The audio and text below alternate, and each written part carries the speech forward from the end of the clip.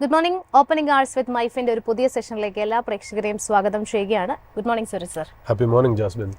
ഏതായാലും മാർക്കറ്റിന്റെ മറ്റു പ്രധാനപ്പെട്ട കാര്യങ്ങളിലേക്ക് കടക്കുന്നതിന് മുൻപ് VS എന്ന 2 അക്ഷരത്തിന് മുന്നിൽ പ്രണാമമർപ്പിക്കാതെ നമുക്ക് എങ്ങനെയാണ് ഈ ഒരു എപ്പിസോഡ് തുടങ്ങാൻ കഴിയുക?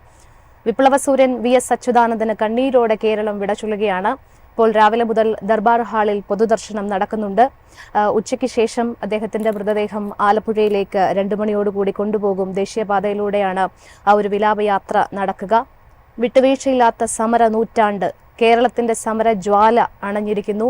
ഇനി VS എന്ന 2 അക്ഷരം മലയാളികളുടെ ഓർമ്മകളിൽ ജീവിക്കും, അല്ലേ സാർ?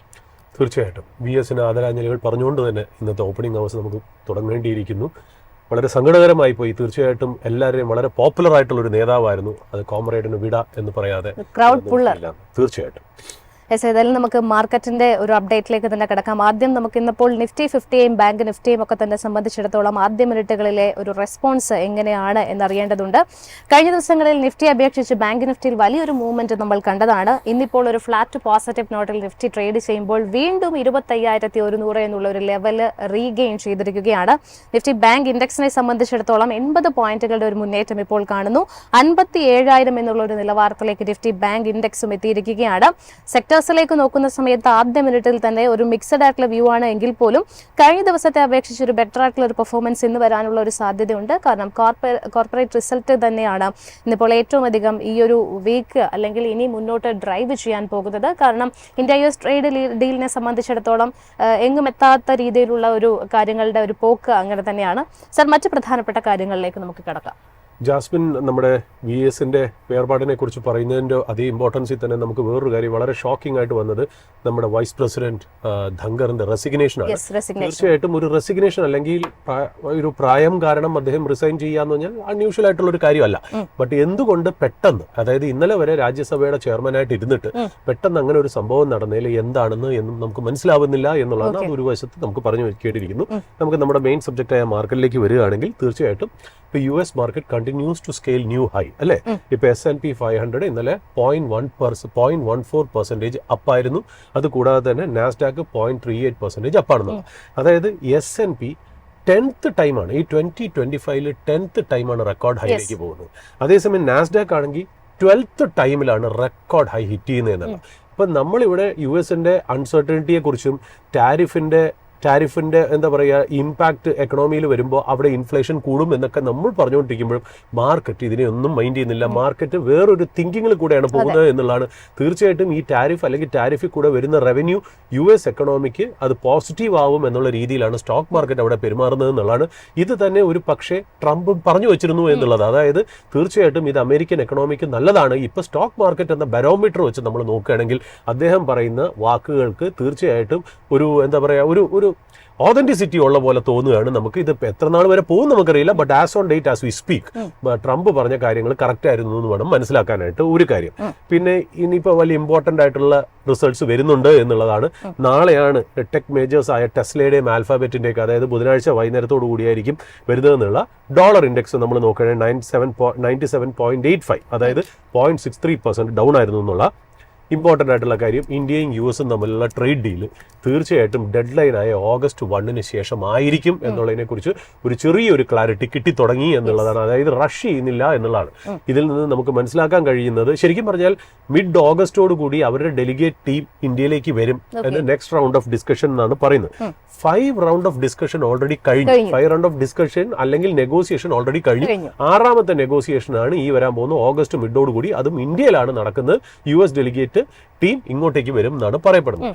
അപ്പോൾ നമുക്ക് മനസ്സിലാവുന്ന കാര്യം, മറ്റുള്ള രാജ്യങ്ങളായിട്ടുള്ള കാര്യങ്ങൾ പെട്ടെന്ന് തന്നെ നടന്നു പോകുമ്പോഴത്തേക്കും ഇന്ത്യയായിട്ടുള്ള ട്രേഡ് ഡീല് പെട്ടെന്ന് അങ്ങോട്ട് നടന്നു പോകുന്നില്ല. എന്നാൽ അതിനെക്കുറിച്ച് നെഗറ്റീവായിട്ട് ട്രംപും പറയുന്നില്ല, US അഡ്മിനിസ്ട്രേഷനും പറയുന്നില്ല, ഇന്ത്യൻ അഡ്മിനിസ്ട്രേഷനും പറയുന്നില്ല എന്നുള്ള. അപ്പം അതിൻ്റെ അർത്ഥം India is negotiating very hard എന്നുള്ളതാണ്. നമുക്ക് ഇപ്പോഴും മനസ്സിലാവുന്ന കാര്യം, ആ കണ്ടൻഷ്യസ് ആയിട്ടുള്ള ഇഷ്യൂസ് ആയിട്ടുള്ള farming, agriculture product, dairy product, GM crops തന്നെ ആയിരിക്കണം അതിൻ്റെ കാര്യം. അത് മാത്രമല്ല നമുക്ക് ഇവിടുന്ന് ലേബർ ഇൻറ്റൻസീവ് ഇൻഡസ്ട്രീസ് ആയിട്ടുള്ള jewellery, leather goods, apparel, clothing എന്നിങ്ങനെ കാര്യങ്ങൾക്ക് അവിടെ നമുക്കൊരു നല്ല രീതിയിലുള്ള ഒരു ടാക്സ് ബ്രേക്ക് വേണം, അല്ലെങ്കിൽ ഡ്യൂട്ടി ബ്രേക്ക് വേണം എന്നുള്ള നമ്മുടെ ആവശ്യങ്ങൾ ഈ 2 പോയിന്റുകൾ തന്നെ ആയിരിക്കാം നമ്മുടെ ചർച്ചയ്ക്കുള്ള ആ മീറ്റ് ആയിട്ടുള്ള കാര്യങ്ങൾ എന്നുള്ളതാണ്. ഇപ്പൊ നിഫ്റ്റിയെ സംബന്ധിച്ച് നമ്മൾ നോക്കുകയാണെങ്കിൽ ഇന്നലെ ബുൾസിന്റെ കാഴ്ചപ്പാടിൽ നോക്കുകയാണെങ്കിൽ ശരിക്കും 61% റീട്രേസ്മെന്റ് ഡിഫെൻഡ് ചെയ്തു എന്നുള്ള ഓൺ എ ക്ലോസിംഗ് ബേസിസ് ഇന്നലെ. അത് മാത്രമല്ല റീക്ലെയിം ചെയ്തു. ഏതാ 40-day എക്സ്പോണൻഷ്യൽ മൂവിംഗ് ആവറേജ് റീക്ലെയിമും കൂടെ ചെയ്ത് ശരിക്കും പറഞ്ഞാൽ മാർക്കറ്റിനെ സംബന്ധിച്ച് നമ്മൾ നോക്കുകയാണെങ്കിൽ ഒരു ട്രെൻഡ് ഓഫ് റിവേഴ്സൽ ആണോ, ഏർലി സൈൻസ് ഓഫ് റിവേഴ്സൽ ആണോ എന്ന് നമുക്ക് തോന്നിപ്പോകും. അതായത് മാർക്കറ്റിന്റെ കറക്ഷൻ, അതായത് നമ്മളിപ്പോൾ കോഷ്യസ് ഓപ്റ്റിമിസം പറഞ്ഞല്ലോ, അവിടെ നിന്ന് നമ്മൾ ചെറിയൊരു ചേഞ്ച് ഓഫ് സ്റ്റാൻഡ് പറയുന്നു. ഇന്നലത്തെ ഈ പറഞ്ഞ പോലെ മാർക്കറ്റിന്റെ ആ ഒരു റീട്രേസ്മെന്റ് കാരണം ചിലപ്പോൾ ഒരു ഏർലി സൈൻസ് ഓഫ് റിക്കവറി മാർക്കറ്റിൽ കാണുന്നു എന്നുള്ള ഒരു കാര്യം. അത് മാത്രമല്ല ഈ ടാരിഫിന്റെ കാര്യത്തിൽ ഒരു ക്ലാരിറ്റിയും കൂടെ വന്നു. അതായത് ഏതായാലും ഇനി അടുത്ത കാലത്ത് ഇല്ല, അതിനെക്കുറിച്ച് ആലോചിക്കേണ്ട കാര്യമില്ല, ഓഗസ്റ്റ് മിഡിലോട് കൂടി ആലോചിച്ചാൽ മതി എന്നുള്ളതാണ്. പിന്നെ റിസൾട്ട്സ് ഇതുവരെ വന്നതും ഈ പറയുന്ന പോലെ അത്രയ്ക്ക് ഡിസപ്പോയിൻമെന്റ് ആയിരുന്നില്ല. എസ്പെഷ്യലി ഫിനാൻഷ്യൽ സെക്ടറിലെ റിസൾട്ട്സ് അത്ര മോശമായിട്ടില്ല എന്ന് വേണം പറഞ്ഞു വയ്ക്കാൻ. എക്സെപ്റ്റ് ആക്സിസ് ബാങ്ക് പോലെ ചെറിയ ചെറിയ ഇഷ്യൂസ് അവിടെ വന്നു എന്നല്ലാതെ ഓൾറെഡി ഇൻ ലൈൻ, അല്ലാണ്ട് വലിയ ഗ്രോത്ത് ഒന്നും ഇന്ത്യൻ മാർക്കറ്റിൽ, ഇന്ത്യൻ സ്റ്റോക്സ്, ഇന്ത്യൻ ബിസിനസ്സുകളിൽ ഉണ്ടായിട്ടില്ലെങ്കിൽ പോലും ലാർജ്ലി ഇൻ ലൈൻ വിത്ത് എക്സ്പെക്ടേഷനാണ് മാർക്കറ്റിൽ നടന്നു പോയെന്നുള്ളതാണ് ഒരു കാര്യം. ഇന്നലെ ആ ശരിക്കും പറഞ്ഞാൽ ആ ട്രെൻഡ് റിവേഴ്സൽ മാർക്കറ്റിൽ കാണിച്ചിരിക്കുന്ന ഫിനാൻഷ്യൽ സെക്ടർ സ്റ്റോക്സിൽ തന്നെയാണ്. HDFC ബാങ്കും ICICI ബാങ്കും തന്നെയാണ് അതിനകത്ത് ശരിക്കും പറഞ്ഞ ഒരു മേജർ പാർട്ട് പ്ലേ ചെയ്തെന്നുള്ള. ICICIയുടെ ടെക്നിക്കൽ നോക്കുകയാണെങ്കിൽ ഇൻട്രസ്റ്റിംഗ് സെറ്റപ്പാണ്. അതായത് വളരെ പോസിറ്റീവ് ഓപ്റ്റിമിസ്റ്റിക് ആയിട്ടുള്ള ഒരു ട്രേഡ് സെറ്റപ്പാണ് ICICIയിൽ കാണുന്നുള്ളത് പറഞ്ഞു വെക്കുന്നു. നമ്മൾ മാർക്കറ്റിലേക്ക് നമ്മൾ നോക്കുകയാണെങ്കിൽ ഒരു ഡൗൺവേർഡ് സപ്പോർട്ട് ഇപ്പോഴും 24,882 തന്നെ നിലനിൽക്കുന്നു. അപ്വേർഡ് റെസിസ്റ്റൻസ് ആണെങ്കിൽ ഫസ്റ്റ് റെസിസ്റ്റൻസ് 25,255, അത് ക്രോസ് ചെയ്ത് പോവുകയാണെങ്കിൽ 25,369 സെക്കൻഡ് റെസിസ്റ്റൻസ് ആയി മാറുന്നു എന്നുള്ള. ഇന്ന് വാൾസ്ട്രീറ്റിൽ നമ്മൾ പറഞ്ഞല്ലോ ബുധനാഴ്ചയാണ് ശരിക്കും പറഞ്ഞാൽ ടെസ്ലയും ആൽഫബറ്റും ഒക്കെ വരാൻ പോകുന്നത്. ബട്ട് ഇന്ന് മേജർ ആയിട്ടുള്ള വരുന്ന US മാർക്കറ്റിൽ വരുന്ന results Philip Morris cigarette company, Coca Cola ഉണ്ട്, ലോക്കീഡ് മാർട്ടിൻ, അതായത് ഈ പറഞ്ഞ ഏവിയേഷൻ എയറോസ്പേസ് ഇൻഡസ്ട്രിയിലെ ഏറ്റവും കൂടുതൽ പാർട്സ് സപ്ലൈ ചെയ്യുന്ന കമ്പനിയാണ് ലോക്കീഡ് മാർട്ടിൻ. അപ്പോൾ ഇവരുടെ 3 പേരുടെ റിസൾട്ട് ഇന്ന് രാത്രി US മാർക്കറ്റ് ഉറ്റുനോക്കുന്നതാണെന്നുള്ള. പിന്നെ നമുക്ക് ഇന്ത്യൻ മാക്രോയിലേക്ക് തിരിച്ച് ഡൊമസ്റ്റിക് എക്കണോമിയിലേക്ക് വരികയാണെങ്കിൽ ഡൊമസ്റ്റിക് മാർക്കറ്റിന്റെ 8 കോർ സെക്ടർ ഡേറ്റ, അതായത് 8 ആയിട്ടുള്ള കോർ സെക്ടേഴ്സ്. ഈ 8 കോർ സെക്ടേഴ്സ് നമ്മൾ പറയുമ്പോൾ call, steel, cement, fertiliser, electricity, natural gas, refinery products, oil, crude oil, ഇത്രയും കാര്യങ്ങളാണ് ആ 8 സെക്ടറിൽ വരുന്നത്.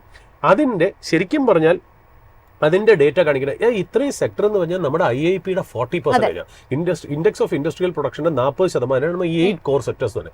അതിന്റെ ഫിഗേഴ്സ് വന്നിരിക്കുന്നത് ജൂൺ 2025 1.7% ആണ്. കഴിഞ്ഞ മാസം മേൽ അത് 1.2%. ബട്ട് ഓപ്റ്റിക്കലി ഈ 1.2%-നേക്കാളും വലുതാണ് 1.7% നമുക്ക് തോന്നുമെങ്കിൽ പോലും ടെപ്പിഡ് നമ്പേഴ്സ് ആണ്. ഈ 1.7 എന്നും 1.2 എന്നും ഒക്കെ പറയുന്നത് അത്ര എൻകറേജിംഗ് ആയിട്ടുള്ള നമ്പേഴ്സ് അല്ല ഈ കോർ സെക്ടർ ഡേറ്റ എന്നുള്ളത് നമുക്ക് പറഞ്ഞു വെക്കേണ്ടത്. ഈ കോർ സെക്ടറിൽ 8 സെക്ടറിൽ നിന്ന് തന്നെ നമ്മൾ 2 ഇമ്പോർട്ടന്റ് ആയിട്ടുള്ള സെക്ടർ നോക്കുകയാണെങ്കിൽ സ്റ്റീൽ പ്രൊഡക്ഷൻ ശരിക്കും പറഞ്ഞാൽ 9.3% ആണ് ജൂണിൽ.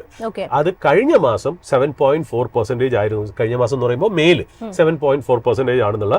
സിമെന്റ് പ്രൊഡക്ഷൻ 9.2 ആണ്, അത് കഴിഞ്ഞ പ്രാവശ്യം 9.7% ആണ്. ഇപ്പൊ ഇൻ ടോട്ടൽ 8 കോർ സെക്ടേഴ്സിന്റെ ഡേറ്റ അധികം എൻകറേജിംഗ് അല്ല. It continues to be on a slower growth even in the June month as well. മേലും അത് മോശമായിരുന്നു എന്നുള്ളതാണ്. വലിയ സബ്സ്റ്റാൻഷ്യൽ ആയിട്ടുള്ള ഇംപ്രൂവ്മെന്റ് ഒന്നും വന്നിട്ടില്ല. ഇപ്പൊ ജെയിൻ സ്ട്രീറ്റ്, അതാണ് വേറെ ഇമ്പോർട്ടന്റ് ആയിട്ടുള്ള കാര്യം. നമ്മൾ അന്നും പറഞ്ഞിരുന്നു നമ്മുടെ ഓപ്പണിംഗ് അവേഴ്സിൽ ജെയിൻ സ്ട്രീറ്റിന്റെ കേസിൽ സെബിയെ സംബന്ധിച്ച് സെബിയുടെ സിസ്റ്റമിക് ആയിട്ടുള്ള ലൂപ്പ് ഹോൾസിൽ, അതായത് ഇന്ത്യൻ സിസ്റ്റത്തിന്റെ പിടിപ്പുകേട് കൊണ്ടും ലൂപ്പ് ഹോൾസും കൊണ്ടാണ് ജെയിൻ സ്ട്രീറ്റ് ഇങ്ങനെ ഒരു ട്രേഡിംഗ് സ്ട്രാറ്റജി ഇന്ത്യയിൽ ചെയ്തത്. അവരെല്ലാ KYCയും പാലിച്ച് ചെയ്യാൻ അവർക്ക് പറ്റിയത് എന്തുകൊണ്ടാണ്? നമ്മുടെ സിസ്റ്റത്തിലെ കുറവ് കൊണ്ട് തന്നെയാണ്. അപ്പോൾ ഏതായാലും ഇപ്പൊ 4,000 കോടി എന്താ പറയുക ഒരു സേഫ് മണിയായിട്ട് അടച്ചു വെച്ചതോടുകൂടി അവർക്ക് തിരിച്ച് ഇന്ത്യൻ മാർക്കറ്റിൽ ട്രേഡ് ചെയ്യാനായിട്ടുള്ള പെർമിഷൻ കിട്ടി എന്നുള്ളതാണ്. ഇതൊരു പക്ഷേ ഈ പറയുന്ന പോലെ സെബി അതിനകത്ത് വലിയ വർത്തമാനങ്ങളൊക്കെ പറയുന്നുണ്ട്, ഒരു ക്യാവിയറ്റ് പറയുന്നുണ്ട്. അതായത് നിങ്ങൾ തിരിച്ച് ട്രേഡിംഗ് തുടങ്ങിക്കോളൂ ഇനി, ബട്ട് അൺലോഫുൾ പ്രാക്ടീസസിലൊന്നും ഇടപെടാൻ പാടില്ല, നിങ്ങളുടെ ഓരോ ട്രേഡും ഞങ്ങൾ മോണിറ്റർ ചെയ്യുന്നതായിരിക്കും എന്നൊക്കെ. അതിന്റെ അർത്ഥം അവരുടെ ട്രേഡിംഗ് സ്ട്രാറ്റജിയിൽ ഒരു വിലക്കും ചെയ്തിട്ടില്ല എന്നുള്ളതാണ്. അതായത് പൈസ കെട്ടി വെക്കുക എന്നുള്ളൊരു കാര്യം മാത്രം, ഒരു ഐ വാഷ് മാത്രമേ ആയിരുന്നുള്ളൂ എന്നാണ് നമുക്ക് മനസ്സിലാവുന്നത് എന്നുള്ളത്. സെബിയുടെ ആ സിസ്റ്റം സിസ്റ്റമിക് ആയിട്ടുള്ള എറർ യൂട്ടിലൈസ് ചെയ്താണ് അവർ ചെയ്തതെന്നുള്ളത് വാസ്തവം. അതുകൊണ്ട് ഈ കേസ് ഒന്നും ഒരിടത്തും നടക്കാൻ പോകുന്നില്ല എന്നുള്ള. പിന്നെ ഒരു എൻകറേജിംഗ് ആയിട്ട് സ്റ്റോക്ക് മാർക്കറ്റ് പാർട്ടിസിപ്പന്റ് എന്നുള്ള രീതിയിൽ നമ്മൾ ആലോചിക്കുന്നത് ജെയിൻ സ്ട്രീറ്റ് തിരിച്ചു വരുന്നതോടുകൂടി മാർക്കറ്റിൽ ചിലപ്പോൾ വോളിയംസ് പിക്ക് ചെയ്യാം. അതോടുകൂടി ഇന്നലെ മാർക്കറ്റിൽ ഒരു ട്രെൻഡ് റിവേഴ്സലിന്റെ ഏർലി സൈൻസും കാണുന്നു. ഇതുകൊണ്ട് തന്നെ നമ്മൾ കോഷ്യസ് ഓപ്റ്റിമിസം സ്റ്റാൻഡ് ഒന്ന് മാറ്റി വെച്ചിട്ട് മാർക്കറ്റിൽ ശരിക്കും ഒരു ഓപ്റ്റിമിസമോടുകൂടി നമ്മൾ മാർക്കറ്റിനെ ട്രീറ്റ് ചെയ്യുന്നു എന്നുള്ളത് നമ്മുടെ ഒരു അണ്ടർലൈനിങ് രീതിയിൽ നമ്മൾ ഈ പറയുന്ന പോലെ ഒരു മാർക്കറ്റ് സെറ്റപ്പ് ആണ് നമ്മുടെ റിസർച്ച് ഡെസ്കിൽ നിന്ന് നമുക്ക് പറയാനുള്ളത്. അത് കൂടാതെ തന്നെ ഇന്ന് ക്യാപിറ്റൽ മാർക്കറ്റ് സ്റ്റോക്സ് ഒന്ന് ഫോക്കസ് ചെയ്യണം. കാര്യം ഈ ജെയിൻ സ്ട്രീറ്റിന്റെ പേരിലാണല്ലോ ശരിക്കും പറഞ്ഞാൽ ക്യാപിറ്റൽ മാർക്കറ്റ് സ്റ്റോക്സ് പലതും താഴേക്ക് വന്നത്, ജെയിൻ സ്ട്രീറ്റ് ഇഷ്യൂ വന്നത്. അപ്പൊ തിരിച്ച് ജെയിൻ സ്ട്രീറ്റിനെ റീഇൻസ്റ്റേറ്റ് ചെയ്യുന്നതോടുകൂടി, അതായത് തിരിച്ച് അവരുടെ ട്രേഡിംഗ് ചെയ്യാനുള്ള പെർമിഷൻ കൊടുക്കുന്നതോടുകൂടി ചിലപ്പോൾ it may turn out to be positive for capital market stocks എന്നുള്ളതാണ്. അത് മാത്രമല്ല ഇപ്പൊ ഏഞ്ചൽ വൺ പോലുള്ള കമ്പനിയൊക്കെ F&O ബാനിൽ നിന്ന് പുറത്തു വരികയാണ്. ഏഞ്ചൽ വണ്ടെ റിസൾട്ട് അത്ര എൻകറേജിംഗ് ആയിരുന്നില്ല എന്ന് പറഞ്ഞാൽ ഞാൻ ശരിക്കും പറഞ്ഞാൽ ഒന്ന് റീഡ് ചെയ്തിട്ടില്ല. But even then Angel one അല്ലെങ്കിൽ ക്യാപിറ്റൽ മാർക്കറ്റ് സ്റ്റോക്സ് ഒന്ന് വാച്ച് ചെയ്യുന്നത് നല്ലതായിരിക്കും. പിന്നെ ഇന്ത്യൻ മാർക്കറ്റിനെ സംബന്ധിച്ച് വളരെ ഇമ്പോർട്ടന്റ് ആയിട്ടുള്ള ഒരു കാര്യം ശരിക്കും പറഞ്ഞാൽ നമ്മുടെ കമ്പനികളുടെ മാർക്കറ്റ് ക്യാപ്പ് ഉണ്ടല്ലോ, അതായത് ടോപ്പ് വാല്യൂബിൾ കമ്പനി അല്ലെങ്കിൽ ടോപ്പ് ലാർജ് കമ്പനീസിൽ ശരിക്കും പറഞ്ഞാൽ ഏറ്റവും കൂടുതൽ വലിയ കമ്പനി റിലയൻസ് ആണല്ലോ. ആ റിലയൻസ് കഴിഞ്ഞാൽ HDFC ബാങ്ക് ആണ്. ഇപ്പോ മൂന്നാമത് ശരിക്കും ഇത്രയും നാള് TCS ആയിരുന്നു. Bharti Airtel overtakes TCS to become the third largest or most valued company in the Nifty index എന്നുള്ളതാണ് പറഞ്ഞു വെക്കേണ്ടത്. നമ്മൾ അതിന്റെ ഒരു കമ്പാരിസൺ നമ്മൾ നോക്കുകയാണെങ്കിൽ ഫിഗേഴ്സ് നമുക്കൊന്ന് ചെറുതായിട്ട് പറയാം. അതായത് റിലയൻസ് ഇൻഡസ്ട്രീസിന്റെ മാർക്കറ്റ് ക്യാപ്പ് 19 lakh crores ആണ്. HDFC ബാങ്കിന്റെയോ 15 lakh crores ആണ്. ഭാരതി എയർടെൽ 11 lakh crores ആണ്. 11.45 lakh crores ആണ്. ഞാൻ ആ 45 മാറ്റി വെക്കുന്നത് നമ്മളൊരു അറിവിന് വേണ്ടിയിട്ടാണല്ലോ പറയുന്നത്. ഭാരതി എയർടെൽ 11.45 lakh crore വരുമ്പോൾ TCS 11.43. അതായത് ജസ്റ്റ് മൈന്യൂട്ട് രീതിയിൽ ഏതായാലും ഭാരതി എയർടെൽ TCSനെ ഓവർടേക്ക് ചെയ്തിരിക്കുന്നു എന്നുള്ള. ICICI ബാങ്ക് ഏതാണ്ട് 10.46 lakh crore, SBI 7.3 lakh crore, Infosys 6.58 lakh crore, Bajaj Finance 5.9 lakh crore, LIC 5.87 lakh crore, Hindustan Unilever 5.79 lakh crore. ഇതാണ് top 10 large companies in India by market cap എന്നുള്ള ഒരു figures ആണ് നമ്മൾ തരാൻ ഉദ്ദേശിച്ചതെന്നുള്ള. പിന്നെ ഒരു ഇമ്പോർട്ടന്റ് ആയിട്ട് ഞാൻ ഉറ്റുനോക്കുന്ന ഒരു IPO ഉണ്ട്. അതിന്റെ ശരിക്കും പറഞ്ഞാൽ IPO പ്രൈസിനെ കുറിച്ചുള്ള അറിവൊന്നും എനിക്ക് കിട്ടിയിട്ടില്ല. അതായത് IPO പ്രൈസ് ഓവർ വാല്യൂഡ് ആണോ അല്ലേന്നൊന്നും പറയാനായിട്ടില്ല എന്നുള്ള. ബട്ട് ഒരു കമ്പനി, ഇൻട്രസ്റ്റിംഗ് ആയിട്ടുള്ള ഒരു കമ്പനി ശരിക്കും പറഞ്ഞാൽ IPO ആയിട്ട് വരുന്നുണ്ട്. അത് ശരിക്കും പറഞ്ഞാൽ ലാർജസ്റ്റ് ഡയറി സെക്ടർ IPO ആണ്. അതായത് കമ്പനിയുടെ പേര് മിൽക്കി മിസ്റ്റ് ആണ്. നമ്മൾ ഏത് സൂപ്പർ മാർക്കറ്റിൽ പോയാലും ആ ഫ്രീസർ തുടങ്ങി കഴിഞ്ഞാൽ മിൽക്കി മിസ്റ്റിന്റെ പ്രോഡക്ട്സ് നമ്മൾ കാണുന്നുണ്ട്. അപ്പൊ തീർച്ചയായിട്ടും curd, flavoured yoghurt, paneer, cheese, ghee ഇങ്ങനത്തെ ഡയറി പ്രോഡക്ട്സ് ആണ് മിൽക്കി മിസ്റ്റിന് വരുന്നത് എന്നുള്ള.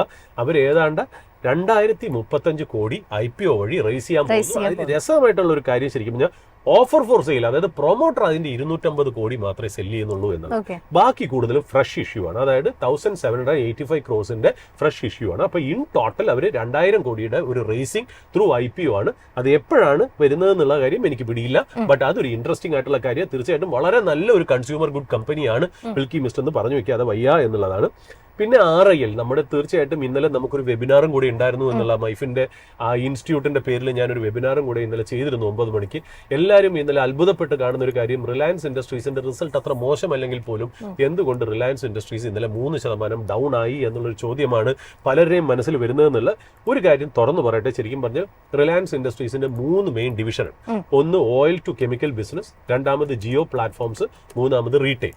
ഈ ഓയിൽ ടു കെമിക്കൽ ബിസിനസ് വേണ്ട രീതിയിൽ പെർഫോം ചെയ്തില്ല ഈ ക്വാർട്ടറിൽ എന്നുള്ളത് ഒരു വാസ്തവം തന്നെയാണ്. ബട്ട് ഈ പറഞ്ഞ പോലെ ജിയോ പ്ലാറ്റ്ഫോമും ഈ പറഞ്ഞ പോലെ റീറ്റെയിലും ഡബിൾ ഡിജിറ്റ് ഗ്രോത്ത് രേഖപ്പെടുത്തി എന്നുള്ള. ഓയിൽ ടു കെമിക്കൽ ബിസിനസ്സിൽ ഒരു കോൺട്രാക്ഷൻ നടന്നിട്ടുണ്ട് എന്നുള്ള.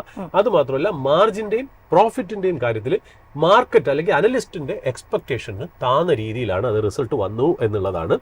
But in spite of this ബ്രോക്കറേജുകളെല്ലാം അതിനകത്ത് ബുള്ളിഷ് ആണ്, ഓപ്റ്റിമിസ്റ്റിക് ആണ് എന്നുള്ളതാണ്. അതുമല്ല നമ്മൾ മുകേഷ് അംബാനിയുടെ സ്റ്റേറ്റ്മെന്റ് നമ്മൾ ക്ലോസ്ലി വാച്ച് ചെയ്യണമെങ്കിൽ അദ്ദേഹം പറഞ്ഞത് every 4 to 5 years we want to double our business എന്നാണ്. അപ്പോൾ ഒന്ന് ആലോചിച്ച് നോക്കൂ, ഇത്രയും വലിയ നമ്മൾ പറഞ്ഞ അത്ര 19 ലക്ഷം കോടിയുള്ള ഒരു കമ്പനി 4-5 കൊല്ലം കഴിയുമ്പോൾ വീണ്ടും 19 ലക്ഷം കോടിയും കൂടെ ആഡ് ചെയ്യാൻ പോണു എന്ന് പറയുന്നത് ഒരു ചെറിയ ചില്ലറ കാര്യമല്ല എന്നുള്ള. ഇവിടെ പല കമ്പനികളും ഗ്രോത്തിന് വേണ്ടി സ്ട്രഗിൾ ചെയ്യുമ്പോൾ ഇത്രയും വലിയ കമ്പനി, അതായത് 19 ലക്ഷം കോടി മാർക്കറ്റ് ക്യാപ്പ് ഉള്ള കമ്പനി പറയുന്നത് 4-5 കൊല്ലത്തിനുള്ളിൽ ഞങ്ങൾ അടുത്ത 19 കോടി ഇതിന്റെ മുകളിൽ ഉണ്ടാക്കിയിട്ട് 38 ലക്ഷം കോടി മാർക്കറ്റ് ക്യാപ്പ് ആയിട്ട് മാറാൻ ചാൻസ് ഉണ്ട് എന്നുള്ള രീതിയിലാണ് പറയുന്നത്. മാർക്കറ്റ് ക്യാപ്പ് അല്ല അവർ പറയുന്നത്, അവർ ബിസിനസ് ഡബിൾ ചെയ്യും എന്നാണ് പറയുന്നത്. പക്ഷെ ആ ബിസിനസ് ഡബിൾ ചെയ്യണമെങ്കിൽ തീർച്ചയായിട്ടും മാർക്കറ്റ് ക്യാപ്പ് ഇൻക്രീസ് ചെയ്യും എന്നുള്ളൊരു കൺസിഡറേഷനിലാണ് നമ്മൾ പറയുന്നത്. അത് മാത്രമല്ല ബ്രോക്കറേജസിന്റെ റിപ്പോർട്ടൊക്കെ വായിക്കുകയാണെങ്കിൽ റിലയൻസിന്റെ ഒരു പുതിയ വെർട്ടിക്കൽ ഉണ്ട്, അതായത് ന്യൂ എനർജി വെർട്ടിക്കൽ. അതായത് ഇപ്പോൾ ഓയിൽ ആൻഡ് ഗ്യാസിലായിരുന്നല്ലോ, ട്രഡീഷണൽ ഓയിൽ ആൻഡ് ഗ്യാസ് അല്ലെങ്കിൽ ആ ഒരു ഇൻഡസ്ട്രിയിലായിരുന്നല്ലോ ഇവർ കോൺസെൻട്രേറ്റ് ചെയ്തത്, ഓയിൽ ടു കെമിക്കൽ ബിസിനസ്സിൽ തന്നെ. അവിടെ ശരിക്കും പറഞ്ഞാൽ ന്യൂ എനർജി വെർട്ടിക്കൽ ഭയങ്കര രീതിയിൽ ഓപ്റ്റിമിസ്റ്റിക് ആണ് എല്ലാ ബ്രോക്കറേജസ് തന്നെ. അതായിരിക്കും നെക്സ്റ്റ് ഗ്രോത്ത് എഞ്ചിൻ എന്നുള്ളതാണ് എല്ലാ ബ്രോക്കേഴ്സും എക്സ്പെക്ട് ചെയ്യുന്നത് എന്നുള്ള. അത് ബേസിക്കലി നമുക്കറിയാലോ, അതായത് company want to become a global leader in say integrated solar solutions, രണ്ടാമത് energy storage system, battery manufacture, ഇങ്ങനത്തെ 3 കാര്യങ്ങളിലേക്ക് വളരെ രീതിയിൽ ഗ്രോ ചെയ്ത് ഒരു ഗ്ലോബൽ ലീഡറായി മാറാനുള്ള ഒരു എയിമും കൂടെ റിലയൻസ് ഇൻഡസ്ട്രീസിന് ഉണ്ട് എന്ന് പറഞ്ഞു വെച്ചേക്കുന്നു. അപ്പൊ തീർച്ചയായിട്ടും ഇന്നലെ ഒരു 3% സ്റ്റോക്ക് താഴെ വീണെങ്കിലും ഈ പറഞ്ഞ പോലെ റിലയൻസ് വളരെ ഇൻട്രസ്റ്റിംഗ്ലി പോയിസ്ഡ് ആണ്. ഇന്ത്യൻ മാർക്കറ്റിലെ നിഫ്റ്റി ഇപ്പൊ ശരിക്കും പറഞ്ഞാൽ നമ്മളെ പവർ ചെയ്തുകൊണ്ടിരിക്കുന്നത് കംപ്ലീറ്റ് ഈ പറയുന്ന പോലെ എന്താ ഫിനാൻഷ്യൽ സെക്ടറിന്റെ ആ ഒരു സ്ട്രെങ്ത്തിലാണ് നിഫ്റ്റി മൂവ് ചെയ്യുന്നത്. ഇനി ഇവിടുന്ന് നല്ല രീതിയിൽ മൂവ് ചെയ്ത് പുതിയ ഹൈ കട്ട് ചെയ്ത് പോകണം എന്നുണ്ടെങ്കിൽ IT സെക്ടറും റിലയൻസും അതിനകത്ത് കോൺട്രിബ്യൂട്ട് ചെയ്യണം എന്നുള്ളതാണ്. അപ്പൊ തീർച്ചയായിട്ടും റിലയൻസ് ഒന്ന് വാച്ച് ഔട്ട് ചെയ്യേണ്ട സ്റ്റോക്ക് തന്നെയാണെന്ന് പറഞ്ഞു വെക്കുന്നു. പിന്നെ നമ്മളിപ്പോൾ ഫസ്റ്റ് ഹാഫ് ഈ കലണ്ടർ ഇയറിലെ 2025 തുടങ്ങിയ കലണ്ടർ ഇയറിന്റെ ഫസ്റ്റ് ഹാഫ് നമ്മൾ ഏതാണ്ട് അവസാനിക്കുമ്പോൾ നമ്മൾ FIIയുടെ ഡേറ്റ ഒന്ന് പഠിക്കുകയാണെങ്കിൽ, അതായത് ഏത് സെക്ടറിൽ അവർ കൂടുതൽ മേടിച്ചു, ഏത് സെക്ടറിൽ കൂടുതൽ സെല്ല് ചെയ്തു എന്നുള്ളൊരു ഫിഗേഴ്സ് നമുക്ക് എടുക്കാൻ പറ്റിയിട്ടുണ്ട്. കേദാർ പ്രഭു അതിന്റെ ഒരു ഡീറ്റെയിൽഡ് ആയിട്ടുള്ള സ്റ്റഡി എനിക്ക് അയച്ചു തന്നിരുന്നു എന്നുള്ള. അപ്പൊ അതിനകത്ത് നോക്കുകയാണെങ്കിൽ FISന്റെ സെല്ലിംഗ് ഏറ്റവും കൂടുതൽ നടന്ന സെക്ടർ എന്ന് പറഞ്ഞാൽ IT സെക്ടറാണ്. അവിടെ 30,600 കോടിയുടെ സെല്ലിംഗ് നടന്നു എന്നുള്ളതാണ്. അത് കൂടാതെ FMCGയിലും ഏതാണ്ട് 18,000 കോടിയോളം സെല്ലിംഗ് FIS നടത്തി. പിന്നെ പവർ സെക്ടറിലും ഏതായാലും 15,000 കോടിയുടെ സെല്ലിംഗ് FIS ചെയ്തിട്ടുണ്ട് എന്നുള്ളതാണ്. കൺസ്യൂമർ ഡ്യൂറബിൾസിലും ഏതാണ്ട് 11,800 ക്രോസിന്റെ സെല്ലിംഗ് നടന്നിട്ടുണ്ട്. അപ്പൊ ഈ വക സെക്ടേഴ്സ്, അതായത് IT, FMCG, പവർ, കൺസ്യൂമർ ഡ്യൂറബിൾസിൽ ഈ ഫസ്റ്റ് ഹാഫിൽ FIS നെറ്റ് സെല്ലേഴ്സ് ആയിരുന്നു എന്നുള്ള. എന്നാൽ അവർ മേടിച്ചത് ഏറ്റവും കൂടുതൽ എന്താണെന്ന് നമ്മൾ നോക്കുകയാണെങ്കിൽ തീർച്ചയായിട്ടും ടെലികോമിൽ ഏതാണ്ട് 26,000 കോടിയുടെ ബൈയിങ് അവർ നടത്തിയിട്ടുണ്ടെന്നുള്ളതാണ്. അത് കൂടാതെ ഫിനാൻഷ്യൽസിൽ 13,700 കോടിയുടെ ബൈയിങ്ങും നടത്തിയിട്ടുണ്ട്. കെമിക്കൽ സെക്ടറിൽ ഏതായാലും 5,800 കോടിയുടെ ബൈയിങ് നടത്തിയിട്ടുണ്ട്. അപ്പോൾ ഏതാണ്ട് നമുക്ക് ഏതാണ്ട് ക്ലിയർ ആയല്ലോ എവിടെയാണ് ബൈയിങ്, എവിടെയാണ് സെല്ലിംഗ്. ബട്ട് ഒരു കാര്യം കൂടി ഞാൻ പറയാം, എല്ലാവരും ഇത് പോസിറ്റീവായിട്ട് കാണുന്നത് FIS മേടിച്ച സെക്ടറാണ് ഏറ്റവും പോസിറ്റീവായിട്ട് ജനങ്ങൾ കാണുന്നതെന്നുള്ള. ബട്ട് അപ്പുറത്തെ വശം കൂടി ഒന്ന് ആലോചിക്കണം എന്നുള്ള. ഓൾറെഡി അതിനകത്ത് FII മേടിച്ചു കഴിഞ്ഞു, അതുകൊണ്ടാണ് ഈ സ്റ്റോക്സ് കയറിയെന്നുള്ള. ഇനിയിപ്പം മറ്റുള്ള സെക്ടേഴ്സിൽ FIS മേടിക്കുമ്പോഴാണ് ആ സെക്ടറിലെ സ്റ്റോക്കുകൾ കയറുന്നത് എന്നുള്ളത് നമ്മൾ മനസ്സിലാക്കി വെക്കണം എന്നുള്ള. അപ്പൊ എവിടെയാണ് നമ്മൾ ഇൻവെസ്റ്റ്മെന്റ് ആയിട്ട് പോകണമെന്ന് പറയുമ്പോൾ ഓൾറെഡി FIS മേടിച്ച സ്ഥലത്തല്ല പോകേണ്ടത്. FIS കുറഞ്ഞിരിക്കുന്ന സ്ഥലത്ത് പോയി നമ്മൾ അവിടെ ചെന്ന് പൊസിഷൻ ചെയ്ത് ആ ബസ്സിന്റെ ഫ്രണ്ട് സീറ്റിൽ കയറി ഇരിക്കുകയാണെങ്കിൽ FIയുടെ ബൈയിങ് വരുന്നതോടുകൂടി നമുക്ക് നല്ല രീതിയിൽ പ്രോഫിറ്റ് ഉണ്ടാക്കാൻ പറ്റും എന്നുള്ളൊരു വിശ്വാസമാണ്. സാധാരണ എപ്പോഴും അണ്ടർ വാല്യൂ, ഞാൻ ഇന്നലെയും വെബിനാറിൽ ഞാൻ വളരെ ക്ലിയർ ആയിട്ട് പറഞ്ഞു, അണ്ടർ വാല്യൂഡ് ആയിട്ടും അൺപോപ്പുലർ ആയിട്ടും ആരും ഇപ്പൊ തൊടാത്ത സെക്ടറിൽ നമ്മൾ ഇൻവെസ്റ്റ് ചെയ്യുന്നതായിരിക്കും. കാര്യം എന്ത് വന്നാലും ഈ IT അല്ലെങ്കിൽ ഈ പറയുന്ന പോലെ FMCG, പവർ, കൺസ്യൂമർ ഡ്യൂറബിൾ ഒന്നും ഇന്ത്യൻ മാർക്കറ്റിന് വേണ്ടാത്തതല്ല. അതായത് നമ്മുടെ നിത്യജീവിതത്തിൽ ആവശ്യമുള്ള സാധനങ്ങൾ തന്നെയാണ് ഈ FMCG എന്നൊക്കെ പറയുന്നത്. ഇപ്പൊ സ്റ്റോക്ക് മാർക്കറ്റ് അല്ലെങ്കിൽ FIS അതിനെ സ്നേഹിക്കുന്നില്ല എന്ന് പറഞ്ഞ് തീർച്ചയായിട്ടും അത് നമ്മുടെ ലൈഫിൽ നിന്ന് പോകുന്ന ഒരു സെക്ടറൊന്നുമല്ല, വളരെ ഇമ്പോർട്ടന്റ് ആണ് നമ്മുടെ ഡെയിലി ലൈഫിൽ എന്നുള്ളത്. അപ്പൊ ഇപ്പൊ അവിടെ ഒരു ബൈയിങ് ഇൻട്രസ്റ്റ് ഇല്ല. ബൈയിങ് ഇൻട്രസ്റ്റ് ഇല്ലാതെ ഇരിക്കുമ്പോഴാണ് ശരിക്കും പറഞ്ഞാൽ നമുക്ക് അവിടെ ഒരു ഇൻവെസ്റ്റ്മെന്റ് ഓപ്പർച്യൂണിറ്റി കിട്ടുന്നത് എന്നുള്ളതാണ് അതിന്റെ വാസ്തവം എന്നുള്ളത് പറഞ്ഞു വെക്കുന്നു. പിന്നെ ഒരു സ്റ്റോക്ക് എന്നുള്ള രീതിയിൽ ഹിന്ദുസ്ഥാൻ കോപ്പറിനെ കുറിച്ച് ഒന്ന് ജനങ്ങൾ ഒന്ന് കണ്ടുവെക്കേണ്ടതായിട്ടുള്ള ഒന്നാമത്തെ കാര്യം, കോപ്പർ പ്രൈസസ് ഭയങ്കര ഹൈ ആയിട്ട് പോകും. നമുക്കറിയാലോ അവിടെ ട്രംപ് US അഡ്മിനിസ്ട്രേഷൻ 50% ടാരിഫ് വച്ചു. അത് തന്നെ കോപ്പർ പ്രൈസസിനെ ഭയങ്കരമായിട്ട് അടിച്ചു പൊക്കിയിട്ടുണ്ട്. അത് മാത്രമല്ല ഹിന്ദുസ്ഥാൻ കോപ്പർ F&O ബാനിൽ പുറത്തു വരുന്നതും ചെയ്യുന്നുണ്ട്. അപ്പൊ ഈ 2 കാരണത്താൽ ഹിന്ദുസ്ഥാൻ കോപ്പർ ഒന്ന് വാച്ച് ചെയ്യുക. പിന്നെ എനിക്ക് പേഴ്സണലി ഇൻട്രസ്റ്റിംഗ് ആയിട്ടുള്ള ഒരു ന്യൂസ് വന്നതെന്ന് വെച്ചാൽ നമ്മുടെ ടൈറ്റൻ ഇൻഡസ്ട്രീസ് ഉണ്ടല്ലോ, അതായത് ടൈറ്റൻ ഇൻഡസ്ട്രീസിന്റെ മെയിൻ ലൈൻ ഓഫ് ബിസിനസ് എന്ന് പറയുന്നത് ജുവലറീസ് ആണ്. അവർ ഏറ്റവും കൂടുതൽ കോൺസെൻട്രേറ്റ് ചെയ്ത് ജുവലറി ആൻഡ് ഓർണമെന്റ്സ്. അവരുടെ വേറൊരു ഡിവിഷനാണ് ഈ പറയുന്ന പോലെ വാച്ചസ്, അതായത് ടൈറ്റൻ വാച്ചസ് ഇമ്പോർട്ടൻ്റ് ആയിട്ട്. പിന്നെ വരുന്നത് ടൈറ്റൻ I+ കണ്ണാടി. പിന്നെ ഫാസ്റ്റ് ട്രാക്ക് എന്ന് പറഞ്ഞാൽ അവർക്കൊരു ബ്രാൻഡ് ഉണ്ട്. അത് യൂത്തിന് വേണ്ടി കേറ്റർ ചെയ്യുന്ന കണ്ണാടി, സൺഗ്ലാസസ് അല്ലെങ്കിൽ വാച്ചസ് എല്ലാം, അല്ലെങ്കിൽ ബാഗ്സ്, ഇതെല്ലാം കൂടെ ചേർന്ന് വരാണ് ഫാസ്റ്റ് ട്രാക്ക് എന്ന്. പക്ഷെ അവരുടെ മെയിൻ ലൈൻ ഓഫ് ബിസിനസ് എന്ന് പറഞ്ഞാൽ ജുവലറിയാണ്. അപ്പോൾ ജുവലറിയിൽ ടൈറ്റൻ, അപ്പോൾ ഇപ്പോൾ ശരിക്കും പറഞ്ഞാൽ ടൈറ്റൻ ഏതാണ്ട് ഇന്ത്യയിൽ ഗ്രോത്ത് ഏതാണ്ട് സ്റ്റാഗ്നേറ്റ് ചെയ്ത് നിൽക്കും പോലെയാണ് മാർക്കറ്റ് അതിനെ വാല്യൂ ചെയ്യുന്നതെന്നുള്ള. അപ്പോൾ നോക്കൂ, ഇൻട്രസ്റ്റിംഗ് മാനേജ്മെന്റ്, ടാറ്റ കമ്പനിയാണെന്നുള്ളത് നമ്മൾ മാർക്കറ്റ്. അപ്പോൾ ഇൻട്രസ്റ്റിംഗ് ആയിട്ടുള്ള കമ്പനികൾ എങ്ങനെയാണ് അവർ സ്കെയിലപ്പ് ചെയ്ത് ഗ്രോ ചെയ്യണേ നോക്കുള്ളൂ. അപ്പൊ അവരെന്താണെന്ന് വെച്ചാൽ പുതിയ ഒരു മേഖല അവരുടെ ബിസിനസ്സിലേക്ക് കൊണ്ടുവരണം. അത് പുതിയൊരു റീജിയൻ. ഇപ്പൊ ഇന്ത്യയിൽ എങ്ങനെയാണോ അവർ ഗ്രോ ചെയ്തത് അതേപോലെ അവർ മിഡിൽ ഈസ്റ്റിൽ ഗ്രോ ചെയ്യാൻ വേണ്ടിയിട്ട് അവരവിടുത്തെ ദുബായ് ബേസ്ഡ് ആയിട്ടുള്ള ഡമാസ് എന്ന് പറയുന്ന ജുവലറി, അതിൽ ഇത് വളരെ ഇമ്പോർട്ടന്റ് ആൻഡ് സിഗ്നിഫിക്കന്റ് ഡെവലപ്മെന്റ് ആണ്. അത് ഇന്ത്യയിൽ അവർ ഏതാണ്ട് നല്ലൊരു ഗ്രോത്ത് ആയി. ഇപ്പോഴും Tier 2, Tier 3 സിറ്റീസിൽ ടൈറ്റന്റെ സ്റ്റോർസ് അങ്ങനെ അധികം വന്നിട്ടില്ല എന്നുള്ളത് നമുക്കറിയാം. അതൊരു ഒരു മെയിൻ ലൈൻ സിറ്റീസിലാണ് നമ്മൾ ടൈറ്റനെ കാണുന്നത്. അത് ശരിക്കും പറഞ്ഞാൽ ഗ്രാമങ്ങളിലേക്കൊക്കെ ഇനി വരേണ്ട കാര്യങ്ങളുണ്ട്. അത് കൂടാതെ തന്നെ അവർ പുതിയൊരു ജോഗ്രഫിയും കൂടെ അവർ ഉണ്ടാക്കിയെടുത്തു എന്നുള്ളതാണ്. ദുബായ് ബേസ്ഡ് ആയിട്ടുള്ള ജുവലറി റീറ്റെയിലർ ദമാസിൽ അവർ ഏതാണ്ട് 67% സ്റ്റേക്ക് എടുക്കാൻ പോകുന്നു എന്നുള്ള 67% സ്റ്റേക്ക് ഫോർ 2435 ക്രോസ് 2400 കോടിക്കാണ് ഈ 67% അവർ സ്റ്റേക്ക് എടുക്കുന്നത് എന്നുള്ള. ഇപ്പൊ ദമാസിന്റെ റവന്യൂ ശരിക്കും പറഞ്ഞാൽ എനിക്ക് റമീസും ഈ പറഞ്ഞ പോലെ അഭിജിത്തും കേദാറും കൂടെ ചേർന്നിട്ട് എനിക്കൊരു ഡീറ്റെയിൽ എടുത്ത് തന്നിരുന്നു. അതിൽ FY22 ദമാസിന്റെ റവന്യൂ 2600 ക്രോസ് ആണ്, FY23 3133 ക്രോസ് ആണ്, FY24 3433 ക്രോസ്. അപ്പൊ ഏതാണ്ട് 3400 ക്രോസ് ഉള്ള ഒരു ബിസിനസ്സിനെയാണ് അതിന്റെ 67% 2400 കോടിക്ക് ടൈറ്റൻ അക്വയർ ചെയ്യണമെന്ന്. ഒരു കാര്യം പറയാം, ഈ ഡീല് നല്ല വാല്യൂഷനിലാണ് കിട്ടിയിരിക്കുന്നത്. അതായത് ഒരു ചീപ്പ് വാല്യൂഷനിൽ കിട്ടിയെന്ന് വേണം പറയാം. അപ്പൊ ഇതാണ് ഞാൻ പറയുന്നത്. അപ്പൊ ഇത് വേറെ വല്ലവരും ആയിരുന്നെങ്കിൽ ശരിക്കും പറഞ്ഞാൽ ഞാൻ കേട്ടത് ഇതിന്റെ ഇനിഷ്യൽ ഡിസ്കഷനൊക്കെ ഏതാണ്ട് 2-3 പ്രാവശ്യം മീറ്റിംഗ് കൂടിയിട്ട് ചർച്ച അലസിപ്പിരിഞ്ഞു വന്നു. അതായത് അവർ ഡമാസ് ചോദിച്ചിരുന്നത് 3000 കോടിയോളമൊക്കെയാണ്. പക്ഷെ ടൈറ്റൻ അതിനെ നെഗോഷിയേറ്റ് ചെയ്ത് 2400 കോടി. അതായത് അത് വാല്യൂ അക്രിറ്റീവ് ആണ് ബൈ ചെയ്യണത് മുതൽ. അതായത് ഞാൻ മനസ്സിലാക്കുന്നത് 31 ജാനുവരി 2026 കൂടി തന്നെ ഈ ഡീൽ അവർ ക്ലോസ് ചെയ്യും. കുറച്ച് ക്യാഷും ഇന്റേണൽ ആക്രൂവൽസും കുറച്ച് ഡെപ്റ്റും ഒക്കെ യൂസ് ചെയ്തിട്ടായിരിക്കും അവരിത് ചെയ്യുന്നതെന്നുള്ള. ഈ ശരിക്കും പറഞ്ഞാൽ ഈ ഖത്തർ ബേസ്ഡ് ആണ് കേട്ടോ. അതായത് ഈ ഖത്തർ ബേസ്ഡ് ഹനായ് കോർപ്പറേഷന്റെ ഹോൾഡിംഗ് കമ്പനിയാണ് ഈ ഡമാസ് എന്ന് പറയുന്നത്. 146 സ്റ്റോർ ഉണ്ട് അവർക്ക് GCC കൺട്രീസിൽ. GCC countries 6 GCC countries നമ്മൾ പറയുന്ന കാര്യമല്ലോ. UAE, Saudi, Qatar, Oman, Kuwait and Bahrain.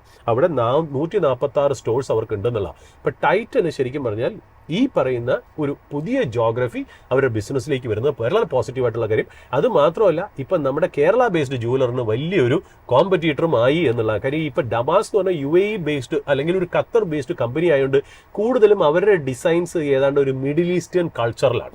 ഇനിയിപ്പോ ഡമാസ് ഇറക്കാൻ പോകുന്നത് ഇന്ത്യൻ കൾച്ചറിലുള്ള ജുവലറി ആയിരിക്കും. അപ്പൊ അത് ആരായിട്ടാണ് ഫൈറ്റിംഗ് വരുന്നത്? നമ്മുടെ കല്യാൺ ജുവലേഴ്സും മലബാർ ഗോൾഡുമായിട്ട്. കാര്യം മലബാർ ഗോൾഡിനും കല്യാൺ ജുവലേഴ്സിനും GCC കൺട്രീസിൽ വലിയ പ്രസൻസ് ഉണ്ട്. അവിടെ ഒരു മലയാളി ക്രൗഡ് ഉണ്ട്. അത് മാത്രമല്ല നമുക്ക് ശരിക്കും പറഞ്ഞാൽ മാർവാഡീസ് ഉണ്ട്, നോർത്ത് ഇന്ത്യൻസ് ഉണ്ട്, സിന്ധിക്കാരുണ്ട്. ഇതൊക്കെ ഇവരെല്ലാവരും ശരിക്കും പറഞ്ഞാൽ ദുബായിലുള്ളതാണ് അല്ലെങ്കിൽ ഈ GCC കൺട്രീസിലുള്ളതാണ്. അപ്പൊ ശരിക്കും പറഞ്ഞാൽ ഇപ്പൊ അവർ വലിയൊരു ട്രാൻസിഷൻ ആണ് നടക്കുന്നത് എന്നുള്ള ഒരു ഇമ്പോർട്ടന്റ് ആയിട്ടുള്ള കാര്യം. അത് മാത്രമല്ല ഇവരുടെ ഈ ബൈ ഔട്ട് ഉണ്ടല്ലോ ഡമാസിന്റെ, അതായത് 31 ഡിസംബർ 2029 കഴിഞ്ഞാൽ ബാക്കി 33% സ്റ്റേക്ക് മേടിക്കാനുള്ള റൈറ്റും കൂടിയുണ്ട്. അതായത് at some point of time in another 4 years may be ഈ കമ്പനി 100% ആയിട്ട് ബൈ ഔട്ട് ചെയ്യാനുള്ള ചാൻസ് ഉണ്ടെന്നുള്ള. പിന്നെ UK ട്രേഡ് ഡീൽ മനസ്സിലാക്കുന്നിടത്തോളം ഇപ്പൊ സോഴ്സസ് പറയുന്നത് വെച്ചാൽ ജൂലൈ 24 ആകുമ്പോഴത്തേക്കും നമ്മൾ ഡീല് സൈൻ ചെയ്യും. പ്രൈം മിനിസ്റ്റർ മാൽഡീവ്സും ഈ പറയുന്ന പോലെ UKയിലും ഒക്കെ ഉള്ള ഒരു ട്രാവൽ ബുധനാഴ്ച തുടങ്ങുകയാണ്. അങ്ങനെ ജൂലൈ 24 ആകുമ്പോഴത്തേക്കും പ്രൈം മിനിസ്റ്റർ UKയിലെത്തും. UK ട്രേഡ് ഡീൽ സൈൻ ചെയ്യാനുള്ള ചാൻസ് ഉണ്ട്. കോമേഴ്സ് മിനിസ്റ്ററും കൂടെ അക്കോമ്പനി ചെയ്യാൻ ചാൻസ് ഉണ്ട് എന്ന് പറഞ്ഞു വെക്കുന്നു. അപ്പൊ ആ ട്രേഡ് ഡീൽ നടക്കുകയാണെങ്കിൽ ശരിക്കും പറഞ്ഞാൽ നമ്മുടെ ഇവിടുത്തെ അതൊരു ഫ്രീ ട്രേഡ് എഗ്രിമെന്റ് ആണ്. നമ്മുടെ ഇവിടുത്തെ ലേബർ ഇന്റൻസീവ് പ്രോഡക്ട്സ് കൊണ്ടുവരുന്ന ലേബർ ഇന്റൻസീവ് സെക്ടേഴ്സ് ആയിട്ടുള്ള ലെതർ, ഫുട്വെയർ, ക്ലോത്തിങ്ങിനൊക്കെ നമുക്ക് ഭയങ്കരമായിട്ട് ടാക്സ് കട്ട് അവിടെ കിട്ടും എന്നുള്ളതാണ്. അതുപോരാതെ UK നിന്ന് ഇങ്ങോട്ടേക്ക് കാർസും ഈ പറയുന്ന പോലെ വിസ്കി ഒക്കെ ശരിക്കും പറഞ്ഞാൽ വളരെ ചീപ്പായിട്ട് ഇങ്ങോട്ടേക്ക് വരും എന്നുള്ളത് പറഞ്ഞു വെക്കുന്നു. അപ്പോൾ അതിൽ ഏറ്റവും വലിയ ബെനിഫിഷ്യറി ആയിട്ട് നമ്മൾ പറഞ്ഞത് ജാഗോർ ലാൻഡ് റോവർ ആണ്. കാര്യം ഇന്ത്യൻ ടാറ്റ മോട്ടോഴ്സിന്റെ കമ്പനി ആണെങ്കിൽ പോലും അതിന്റെ സബ്സിഡറിയാണ് JLR അല്ലെങ്കിൽ ജാഗോർ ലാൻഡ് റോവർ ആണെങ്കിൽ പോലും അവർ ശരിക്കും പറഞ്ഞാൽ അവിടെ UK ഓപ്പറേറ്റ് ചെയ്യുന്ന ഒരു കമ്പനിയാണ്, UK ഇൻകോപ്പറേറ്റ് ചെയ്ത കമ്പനിയാണ്.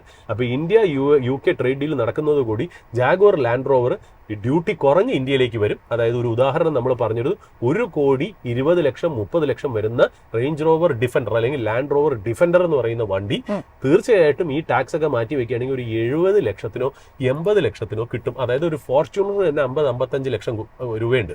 അതിന് ഇക്വലന്റ് ആയിട്ട് വരാനുള്ള ചാൻസ്. പക്ഷെ അത്രയും കുറയ്ക്കുമെന്ന് നമുക്കറിയില്ല. ഞാനൊരു കണക്ക് പറഞ്ഞു എന്ന് മാത്രം.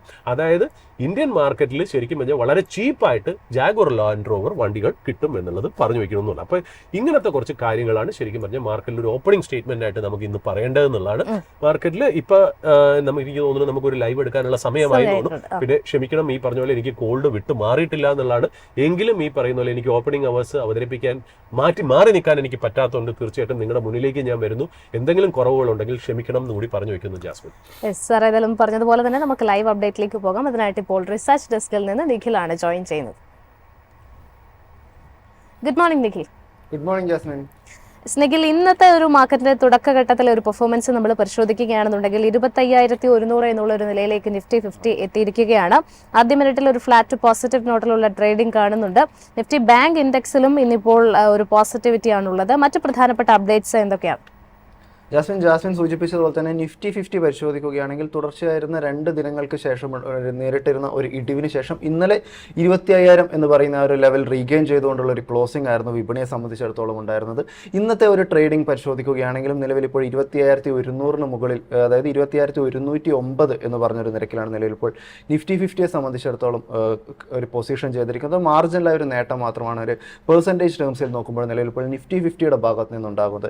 എങ്കിൽ കൂടിയും അഡ്വാൻസ് ആൻഡ് ഡിക്ലൈൻ റേഷ്യോയിലേക്ക് നിലവിൽ കടക്കുകയാണെങ്കിൽ 30 ഓഹരികൾ നിലവിൽ നേട്ടം രേഖപ്പെടുത്തുമ്പോൾ 19 ഓഹരികൾ ഒരു ഇടിവ് രേഖപ്പെടുത്തിക്കൊണ്ടാണ് നിഫ്റ്റി 50യിൽ നിലവിൽ ട്രേഡിംഗ് നടന്നുകൊണ്ടിരിക്കുന്നത്. നിഫ്റ്റി ബാങ്കിലേക്ക് കടക്കുകയാണെങ്കിൽ ഒരു ഫ്ലാറ്റ് പോസിറ്റീവായ ഒരു നിരക്കിൽ ഏകദേശം ഒരു 30 ബേസിസ് പോയിന്റുകൾക്ക് മുകളിലുള്ള ഒരു നേട്ടമാണ് നിലവിൽ ഇപ്പോൾ നിഫ്റ്റി ബാങ്ക് സൂചികയിലും കാണാൻ വേണ്ടി സാധിക്കുന്നത്. 56,977 എന്ന് പറഞ്ഞൊരു നിരക്കിലാണ് ഇപ്പോൾ നിഫ്റ്റി ബാങ്ക് സൂചിക പരിശോധിക്കുമ്പോഴും ട്രേഡിംഗ് നടന്നുകൊണ്ടിരിക്കുന്നത്. നിലവിലെ അഡ്വാൻസ് ആൻഡ് ഡിക്ലൈൻ റേഷ്യോ പരിശോധിക്കുമ്പോൾ 4 ബാങ്കിങ് ഓഹരികൾ ഒരു ഇടിവ് രേഖപ്പെടുത്തുമ്പോൾ 8 ബാങ്കിങ് ഓഹരികളെ സംബന്ധിച്ചിടത്തോളം നേട്ടത്തിൽ ട്രേഡ് ചെയ്യാൻ വേണ്ടി സാധിക്കുന്നു.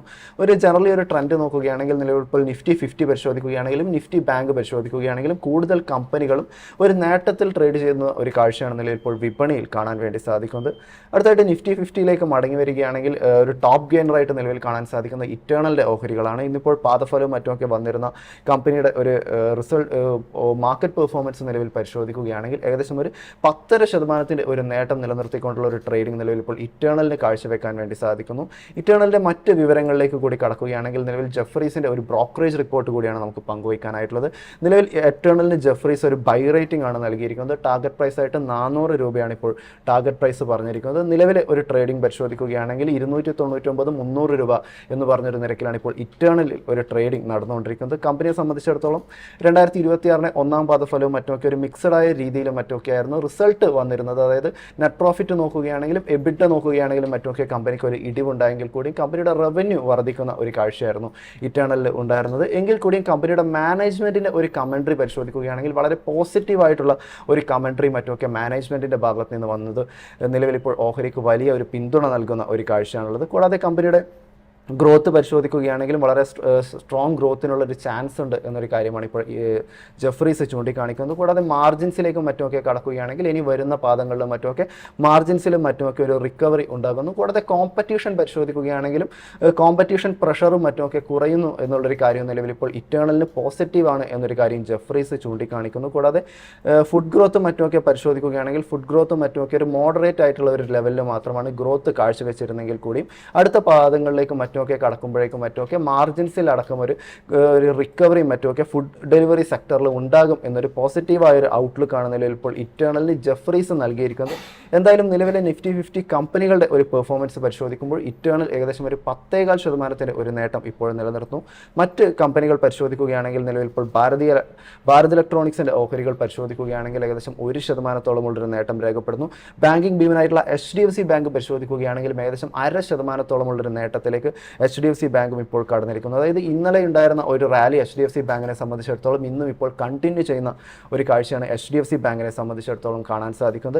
മറ്റ് നിഫ്റ്റി 50 കമ്പനികളുടെ ഒരു പെർഫോമൻസിലേക്ക് നിലവിൽ കടക്കുകയാണെങ്കിൽ ബജാജ് ഫിൻസർവിനെ സംബന്ധിച്ചിടത്തോളം ഏകദേശം ഒരു 1.25% ഒരു ഇടിവ് ബജാജ് ഫിൻസർവിനെ നേരിടേണ്ടതായിട്ട് വരുന്നു. ഏഷ്യ മോട്ടോഴ്സിലേക്ക് കടക്കുകയാണെങ്കിൽ 0.25% മുകളിലൊരു ഇടിവ് ഏഷ്യ മോട്ടോഴ്സ് രേഖപ്പെടുത്തുമ്പോൾ IT കമ്പനിയായിട്ടുള്ള ഇൻഫോസിസ് നിലവിൽ ഏകദേശം 0.25%-ഓളം സൺഫാർമയുടെ ഓഹരികൾ പരിശോധിക്കുകയാണെങ്കിലും ഏകദേശം 1%-ഓളമുള്ളൊരു ഇടിവ് സൺഫാർമയുടെ ഓഹരികൾ നിലവിൽ ഇപ്പോൾ നിഫ്റ്റി 50യിൽ നിന്ന് രേഖപ്പെടുത്തുന്ന ഒരു കാഴ്ചയാണുള്ളത്.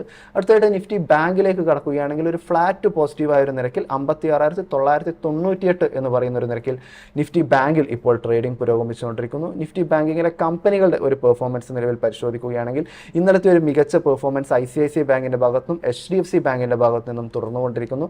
ICICI ബാങ്ക് നിലവിൽ പരിശോധിക്കുകയാണെങ്കിൽ ഏകദേശം 0.5% മുകളിൽ ഏകദേശം ഒരു 0.25%-ഓട് ചേർന്ന് നിൽക്കുന്ന രീതിയിലുള്ള ഒരു നേട്ടം നിലവിൽ ഇപ്പോൾ ICICI ബാങ്ക് കാഴ്ചവെക്കുന്നു. ആക്സിസ് ബാങ്കിലേക്ക് കടക്കുകയാണെങ്കിൽ 0.5%-ന് മുകളിലുള്ളൊരു നേട്ടം നിലവിൽ ഇപ്പോൾ ആക്സിസ് ബാങ്ക് കാഴ്ചവെക്കുന്നു. നിലവിലെ ഒരു കമ്പനി വൈസ് പെർഫോമൻസ് കാഴ്ചവെക്കുകയാണെങ്കിൽ HDFC bank, ICICI bank, Axis bank എന്നീ പറയുന്ന കമ്പനികളാണ് നിലവിൽ ഇപ്പോൾ നിഫ്റ്റി ബാങ്ക് സൂചിക ഒരു പോസിറ്റീവായിട്ട് നിലനിൽക്കാൻ വേണ്ടി സഹായിക്കുന്നത് എന്നൊരു വാർത്ത കൂടിയാണ് നമുക്ക് പങ്കുവയ്ക്കാനായിട്ടുള്ളത്. നിലവിൽ ഇടിവ് നേരിടുന്ന നിഫ്റ്റി ബാങ്കിങ് കമ്പനികൾ പരിശോധിക്കുകയാണെങ്കിൽ AU സ്മോൾ ഫിനാൻസ് ബാങ്കിൻ്റെ ഓഹരികൾ പരിശോധിക്കുമ്പോൾ ഇപ്പോഴും ഇന്നലത്തെ ഒരു ഇടിവ് ഇന്നും തുടർന്നുകൊണ്ടിരിക്കുന്നു. ഏകദേശം 2.5%-ന് മുകളിലുള്ളൊരു ഇടിവ് AU സ്മോൾ ഫിനാൻസ് ബാങ്കിനെ സംബന്ധിച്ചിടത്തോളം ഇപ്പോഴും നേരിടേണ്ടതായി വരുന്നു. കാനറ ബാങ്കിലേക്ക് കടക്കുകയാണെങ്കിൽ ഏകദേശം 1.25% ശതമാനത്തിൻ്റെ ഒരു ഇടിവുണ്ടാകുന്നു. പഞ്ചാബ് നാഷണൽ ബാങ്കിൻ്റെ ഓഹരികളിൽ 1.25% ഇടിവും, ഇൻഡസിൻഡ് ബാങ്ക് പരിശോധിക്കുകയാണെങ്കിലും ബാങ്ക് ഓഫ് ബറോഡ പരിശോധിക്കുകയാണെങ്കിലും ഏകദേശം 3.25% മുകളിലുള്ള ഒരു ഇടിവും രണ്ട് ഓഹരികളെ സംബന്ധിച്ചിടത്തോളം ഇപ്പോൾ ഉണ്ടാകുന്നു. ഇന്നത്തെ ഒരു സെക്ടേഴ്സിൻ്റെ ഒരു പെർഫോമൻസ് നിലവിൽ പരിശോധിക്കുകയാണെങ്കിൽ ഏറെക്കുറെ എല്ലാ സെക്ടറുകളും ഒരു ഇടിവിൽ നിൽക്കുന്ന ഒരു കാഴ്ചയാണ് നിലവിൽ ഇപ്പോൾ കാണാൻ വേണ്ടി സാധിക്കുന്നത്. മുൻ മണിക്കൂറുകളിലും മറ്റുമൊക്കെ നേട്ടം രേഖപ്പെടുത്തിയിരുന്ന സെക്ടറുകളും മറ്റും അടക്കം ഇപ്പോൾ ഒരു ഇടിവിലേക്ക് നീങ്ങുന്ന ഒരു കാഴ്ചയാണ് നിലവിൽ ഇപ്പോൾ സെക്ടറുകളുടെ ഒരു പെർഫോമൻസ് നിലവിൽ പരിശോധിക്കുമ്പോൾ കാണാൻ സാധിക്കുന്നത്. ഇതിൽ തന്നെ ഏറ്റവും കൂടുതൽ സമ്മർദ്ദം നിലവിൽ നേരിട്ടുകൊണ്ടിരിക്കുന്നത് നിഫ്റ്റി ഫാർമ, നിഫ്റ്റി റിയൽറ്റി സൂചികകളാണ്. ഏകദേശം 1% മുകളിലുള്ള ഒരു ഇടിവിലേക്ക് നിലവിൽ രണ്ട് സൂചികളും ഇപ്പോൾ വീണിരിക്കുന്നു എന്നൊരു കാര്യം കൂടിയാണ് നമുക്കിപ്പോൾ പങ്കുവയ്ക്കാനായിട്ടുള്ളത്. ഇപ്പോൾ ഒരു പോസിറ്റീവ് മൊമെൻറ്റം നിലവിൽ ഇപ്പോൾ കാണാൻ സാധിക്കുന്നത് നിഫ്റ്റി ഫിനാൻഷ്യൽ സർവീസസ് സൂചികയിലാണ്. ഏകദേശം ഒരു 0.5% ഒരു നേട്ടം രേഖപ്പെടുത്തിക്കൊണ്ട് 27,033 എന്ന് പറഞ്ഞൊരു നിരക്കിലാണ് ഫിനാൻഷ്യൽ സർവീസസ് നിഫ്റ്റി ഫിൻനിഫ്റ്റി ഇപ്പോൾ ട്രേഡിംഗ് പുരോഗമിക്കുന്നത്. ഇതിൽ തന്നെ കമ്പനികളുടെ ഒരു പെർഫോമൻസിലേക്ക് നിലവിൽ കടക്കുകയാണെങ്കിൽ LIC ഹൗസിംഗ് ഫിനാൻസിൻ്റെയും മറ്റും ഓഹരികൾ മികച്ച രീതിയിലുള്ള ഒരു പ്രകടനം കാഴ്ചവെക്കുന്നു. 1% നേട്ടം LIC ഹൗസിംഗ് ഫിനാൻസിൻ്റെ ഭാഗത്ത് നിന്ന്. HDFC ലൈഫ് പരിശോധിക്കുകയാണെങ്കിൽ 0.5% നേട്ടം. മറ്റ് മൾട്ടി കമ്മോഡിറ്റി എക്സ്ചേഞ്ച് പരിശോധിക്കുകയാണെങ്കിലും പവർ ഫിനാൻസ് കോർപ്പറേഷൻ പരിശോധിക്കുകയാണെങ്കിലും മറ്റുമൊക്കെ ഒരു മാർജിനലായ ഒരു നേട്ടം മാത്രമാണ് ഇപ്പോൾ രേഖപ്പെടുത്തിക്കൊണ്ടിരിക്കുന്നത്. ഇടിവിലുള്ള ഓഹരികൾ പരിശോധിക്കുകയാണെങ്കിൽ നിലവിൽ ICICI പ്രുഡൻഷ്യൽ ലൈഫ് ഇൻഷുറൻസിൻ്റെ ഓഹരികളെ സംബന്ധിച്ചിടത്തോളം ഏകദേശം 1.25% മുകളിലേക്കുള്ളൊരു ഇടിവുണ്ടാകുന്നു. മുത്തൂറ്റ് ഫൈനാൻസ് പരിശോധിക്കുകയാണെങ്കിൽ 3.25% മുകളിലും. HDFC അസറ്റ് മാനേജ്മെൻറ്റ് കമ്പനി പരിശോധിക്കുകയാണെങ്കിലും നിലവിൽ ഏകദേശം 0.5% ഒരു ഇടിവ് നിഫ്റ്റി ഫിനാൻഷ്യൽ സർവീസസിൽ നിന്ന് രേഖപ്പെടുത്തുകയാണ്. മറ്റൊരു നേട്ടത്തിലുണ്ടായിരുന്ന ഒരു സൂചിക എന്ന് പറഞ്ഞിട്ടുണ്ടെങ്കിൽ നിഫ്റ്റി മീഡിയ ആയിരുന്നു. എന്നാൽ ഇപ്പോഴത്തെ ഒരു ട്രേഡിംഗ് പരിശോധിക്കുമ്പോൾ നിഫ്റ്റി മീഡിയയെ സംബന്ധിച്ചിടത്തോളം ഏകദേശം ഒരു 0.5% മുകളിലേക്കുള്ളൊരു ഇടിവിലേക്ക് ഇപ്പോൾ നിഫ്റ്റി മീഡിയം എത്തിയിരിക്കുന്നു. 1768 എന്ന് പറഞ്ഞൊരു നിരക്കിലാണ് ഇപ്പോൾ നിഫ്റ്റി മീഡിയ സൂചികയിൽ നിലവിൽ ഇപ്പോൾ ട്രേഡിംഗ് പുരോഗമിച്ചുകൊണ്ടിരിക്കുന്നത്.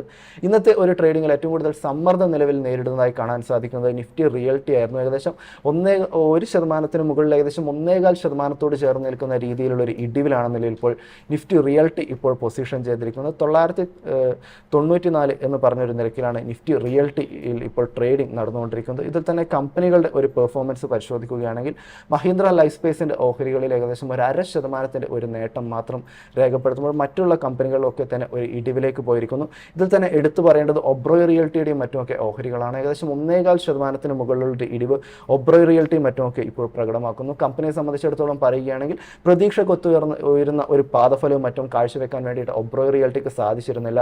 ഇത് നിലവിൽ ഇപ്പോൾ കമ്പനിക്ക് തിരിച്ചടിയായിരിക്കുന്നു. മറ്റ് കമ്പനികൾ പരിശോധിക്കുകയാണെങ്കിൽ ഗോദ്രേജ് പ്രോപ്പർട്ടീസ് 1.5% മുകളിലുള്ളൊരു ഇടിവ് രേഖപ്പെടുന്നു. റെയ്മണ്ടിൻ്റെ ഓഹരികൾ പരിശോധിക്കുകയാണെങ്കിൽ 1.5%, DLF ഏകദേശം 1.25% ഒരു ഇടിവും രേഖപ്പെടുത്തിക്കൊണ്ടുള്ള ഒരു ട്രേഡിംഗ് ആണ് നിലവിൽ ഇപ്പോൾ കാഴ്ചവെച്ചുകൊണ്ടിരിക്കുന്നത്. അടുത്തായിട്ട് നിഫ്റ്റി ഫാമയിലേക്ക് കടക്കുകയാണെങ്കിൽ നിഫ്റ്റി ഫാമ സൂചികയെ സംബന്ധിച്ചിടത്തോളം ഏകദേശം 1% ഒരു ഇടിവ് നേരിട്ടുകൊണ്ട് 22,312 എന്ന് പറഞ്ഞൊരു നിരക്കിലാണ് നിഫ്റ്റി ഫാർമയിൽ ഇപ്പോൾ ഒരു ട്രേഡിംഗ് നടന്നുകൊണ്ടിരിക്കുന്നത്. നിഫ്റ്റി ഫാമ കമ്പനികളുടെ ഒരു പെർഫോമൻസ് നോക്കുമ്പോൾ നാറ്റ്കോ ഫാർമയുടെ ഓഹരികൾ ഏകദേശം ഒരു 1.25% നേട്ടം രേഖപ്പെടുത്തുന്നത് മാറ്റി നിർത്തിയിട്ടുണ്ടെങ്കിൽ ബാക്കിയുള്ള ഫാമ കമ്പനികൾക്കൊക്കെ ഒരു ഇടിവിലേക്ക് പോകേണ്ടതായി വന്നിരിക്കുന്നു. ഇതിൽ തന്നെ ബയോകോണിൻ്റെയും മറ്റുമൊക്കെ ഓഹരികൾ ഏകദേശം 1.5% ഒരു ഇടിവ് ബയോകോൺ ഗ്ലാൻഡ് ഓഹരികൾ നേരിടുമ്പോൾ ലോറസ് ലാബ്സിൻ്റെയും ഡോക്ടർ റെഡ്ഡീസ് ലബോറട്ടറീസിൻ്റെയും മറ്റുമൊക്കെ ഓഹരികളെ സംബന്ധിച്ചിടത്തോളം 1% മുകളിലേക്കുള്ളൊരു ഇടിവും ഇപ്പോഴുണ്ടാകുന്നു.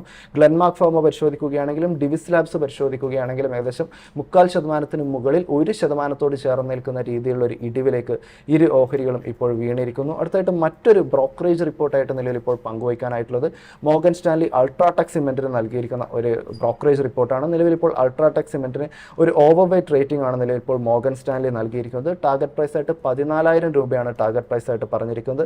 നിലവിൽ പരിശോധിക്കുകയാണെങ്കിൽ 12,455 എന്ന് പറഞ്ഞൊരു നിരക്കിലാണ് ഇപ്പോൾ അൾട്രാടെക് സിമെൻറ്റിൽ ഇപ്പോൾ ട്രേഡിംഗ് നടന്നുകൊണ്ടിരിക്കുന്നത്. കമ്പനിയുടെ ഒരു പാദഫലവും മറ്റുമൊക്കെ പരിശോധിക്കുകയാണെങ്കിൽ മികച്ച രീതിയിലുള്ള ഒരു പാദഫലവും മറ്റുമൊക്കെ കമ്പനിക്ക്, അതായത് എക്സ്പെക്ടേഷൻസിനെ മീറ്റ് ചെയ്യാൻ വേണ്ടി സാധിച്ചിരുന്നു. കൂടാതെ കമ്പനിയുടെ എക്സിക്യൂഷൻ പരിശോധിക്കുകയാണെങ്കിൽ മികച്ച രീതിയിലുള്ള ഒരു എക്സിക്യൂഷൻ 2026 ഒന്നാം പാദത്തിൽ കമ്പനിയെ സംബന്ധിച്ചിടത്തോളം ഉണ്ടായിരുന്നു. എങ്കിൽ കൂടിയും കമ്പനിയെ സംബന്ധിച്ചിടത്തോളം ഒരു ലോങ് ടേമിലേക്കും മറ്റുമൊക്കെ പരിശോധിക്കുമ്പോൾ കാര്യങ്ങൾ കുറേ കൂടി പോസിറ്റീവാണ് എന്നുള്ളൊരു പോസിറ്റീവ് വ്യൂ ആണ് നിലവിൽ ഇപ്പോൾ മോർഗൻ സ്റ്റാൻലി പങ്കുവയ്ക്കുന്നത്. കമ്പനിയുടെ റവന്യൂ പരിശോധിക്കുകയാണെങ്കിലും മറ്റുമൊക്കെ റവന്യൂവിലും മറ്റുമൊക്കെ വലിയ തോതിലുള്ള ഒരു വളർച്ച ഉണ്ടാകാനുള്ള ഒരു സാധ്യതയുണ്ട്. കൂടാതെ ഇപ്പോൾ കോസ്റ്റ് മിനിമൈസ് ചെയ്യാൻ വേണ്ടിയിട്ട് കമ്പനി എടുത്തിരിക്കുന്ന നടപടികളും മറ്റുമൊക്കെ മികച്ച രീതിയിൽ നടക്കും എന്നുള്ളൊരു കാര്യം നിലവിൽ ഇപ്പോൾ മോർഗൻ സ്റ്റാൻലി ഇപ്പോൾ ചൂണ്ടിക്കാണിക്കുന്നു.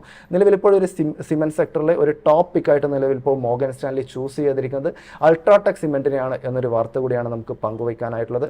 അവസാനമായിട്ട് മാർക്കറ്റിലേക്ക് തിരികെ വരികയാണെങ്കിൽ നിഫ്റ്റി 50യെ സംബന്ധിച്ചിടത്തോളം ഒരു ഫ്ലാറ്റ് പോസിറ്റീവായ ഒരു നിരക്കിൽ 25,101, അതായത് 25,100 എന്ന് പറയുന്ന ഒരു ലെവലിന് ചേർന്ന് നിൽക്കുന്ന ഒരു കാഴ്ചയാണുള്ളത്. നിഫ്റ്റി ബാങ്കിനെ സംബന്ധിച്ചിടത്തോളം ഫ്ലാറ്റ് പോസിറ്റീവായ ഒരു നിരക്കിൽ തന്നെ നിൽക്കുന്നു. ഇവയൊക്കെയാണ് ജാസ്മിൻ നമുക്ക് ഈ മണിക്കൂറിൽ പങ്കുവയ്ക്കാനായിട്ടുള്ള പ്രധാനപ്പെട്ട മാർക്കറ്റ് അപ്ഡേറ്റുകൾ. നിഖിലാണ് ഇപ്പോൾ മാർക്കറ്റിന്റെ ഒരു ലൈവ് അപ്ഡേറ്റ് നൽകിയിട്ടുണ്ടായിരുന്നത്. സർ, ഏതായാലും കഴിഞ്ഞ ദിവസങ്ങളിൽ ക്വാർട്ടർലി നമ്പേഴ്സ് വന്നിട്ടുണ്ടായിരുന്ന സ്റ്റോക്കുകളുടെ അല്ലെങ്കിൽ കമ്പനികളുടെ ഒരു സ്റ്റോക്ക് മാർക്കറ്റിലെ പെർഫോമൻസ് പരിശോധിക്കുകയാണെന്നുണ്ടെങ്കിൽ ഇന്ന് നിഫ്റ്റി 50യിൽ ഏറ്റവും അധികം മുന്നേറ്റം രേഖപ്പെടുത്തുന്ന സ്റ്റോക്ക് തീർച്ചയായിട്ടും എറ്റേണൽ അഥവാ സൊമാറ്റോയുടെ ഓഹരികൾ തന്നെയാണ്. വലിയൊരു മുന്നേറ്റം, ഇന്നൊരു record high, all time high രേഖപ്പെടുത്തിയിരിക്കുന്നു. 311 രൂപ 25 പൈസ എന്നുള്ളൊരു നിലയിലേക്ക് എറ്റേണലിന്റെ ഓഹരികൾ കുതിച്ചിരിക്കുകയാണ്. 12% മുന്നേറ്റം. ഇപ്പോഴും ആ ഒരു 10% നേട്ടം നമുക്ക് കാണാൻ സാധിക്കുന്നുണ്ട്. കമ്പനിയുടെ ഒരു പ്രധാനപ്പെട്ട ക്വാർട്ടർലി നമ്പേഴ്സിലേക്ക് വരികയാണെന്നുണ്ടെങ്കിൽ നെറ്റ് പ്രോഫിറ്റിൽ 90% ഇടിവ് രേഖപ്പെടുത്തിയിട്ടുണ്ടെങ്കിൽ പോലും റവന്യൂ 70% ഒരു വർദ്ധിച്ചതായിട്ടാണ് കാണുന്നത്. എസ്പെഷ്യലി ക്വിക്ക് കൊമേഴ്സ് പ്ലാറ്റ്ഫോം ആയിട്ടുള്ള ബ്ലിങ്കിറ്റ് ഫുഡ് ഡെലിവറീസ്, അവരുടെ ഫുഡ് ഡെലിവറിയും ഒക്കെ തന്നെ സർജ് ചെയ്തിട്ടുണ്ട്. ഈ ഒരു സെക്കൻഡ് കോൺസിക്യൂട്ടീവ് ക്വാർട്ടറിലാണെന്ന് തോന്നുന്നു കൃത്യമായിട്ട് ബ്ലിങ്കിറ്റ് നേട്ടത്തിലേക്ക് വരുന്നത്. സർ, ഈ സൊമാറ്റോയുടെ ഈ ഒരു പാദത്തിലെ പെർഫോമൻസിനെ എങ്ങനെയാണ് കാണുന്നത്? മാർക്കറ്റിൽ നമ്മൾ പൊതുവേ നമ്പേഴ്സ് വെച്ചിട്ടാണല്ലോ നമ്മളൊരു കാര്യം എസ്റ്റിമേറ്റ് ചെയ്യുന്നത്, അല്ലെങ്കിൽ അതിൻ്റെ ഒരു കണക്ക് പറയുന്നത് എന്നുള്ളത്. ചില കാര്യങ്ങൾക്ക് നമുക്ക് ഉത്തരമില്ല.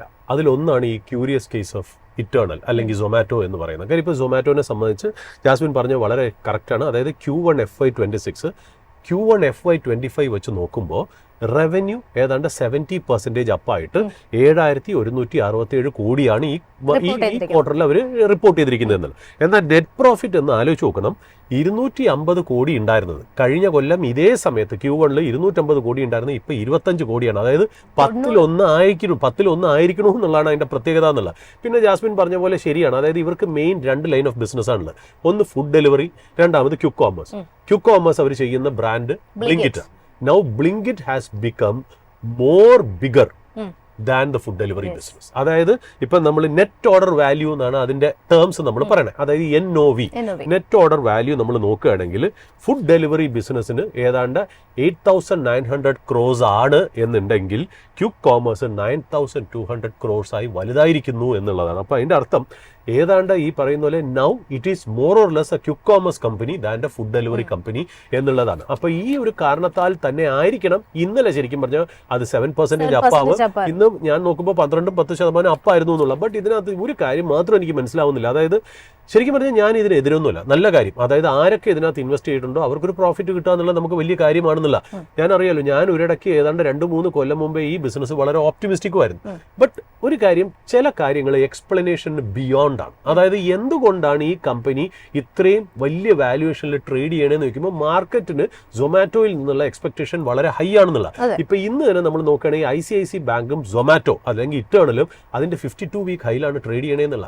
അപ്പൊ സൊമാറ്റോന് കൊടുത്തിരിക്കുന്ന വാല്യുവേഷൻ ഇപ്പൊ PE ഒക്കെ നമ്മൾ സ്ക്രീനറിൽ നോക്കുകയാണെങ്കിൽ ഏതാണ്ട് 900 PE എങ്ങാണ്ടാണ് സൊമാറ്റോ ട്രേഡ് ചെയ്യണമെന്നുള്ള.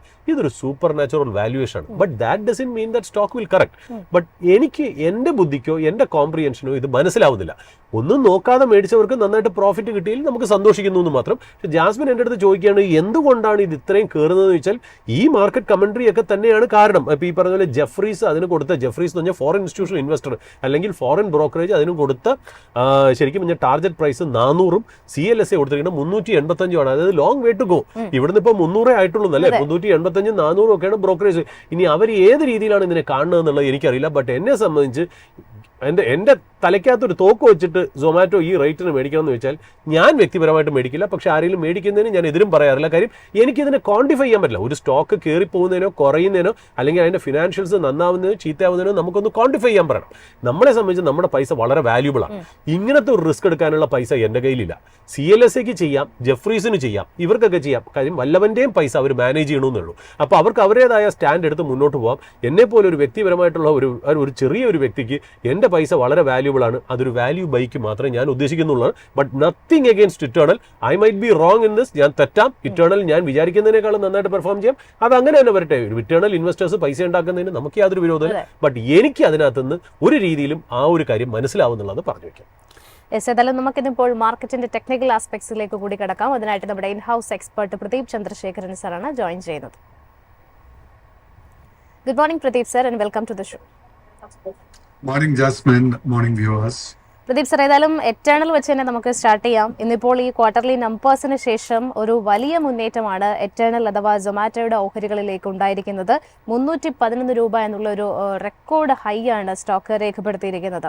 എറ്റേണലിനെ സംബന്ധിച്ചിടത്തോളമുള്ള സാറിന്റെ ഒരു ടേക്ക് എങ്ങനെയാണ്? പ്ലസ് ഈ ഒരു ഹൈ ലെവൽസിൽ സ്വീകരിക്കേണ്ട സ്റ്റാൻസ് എങ്ങനെയാണ്?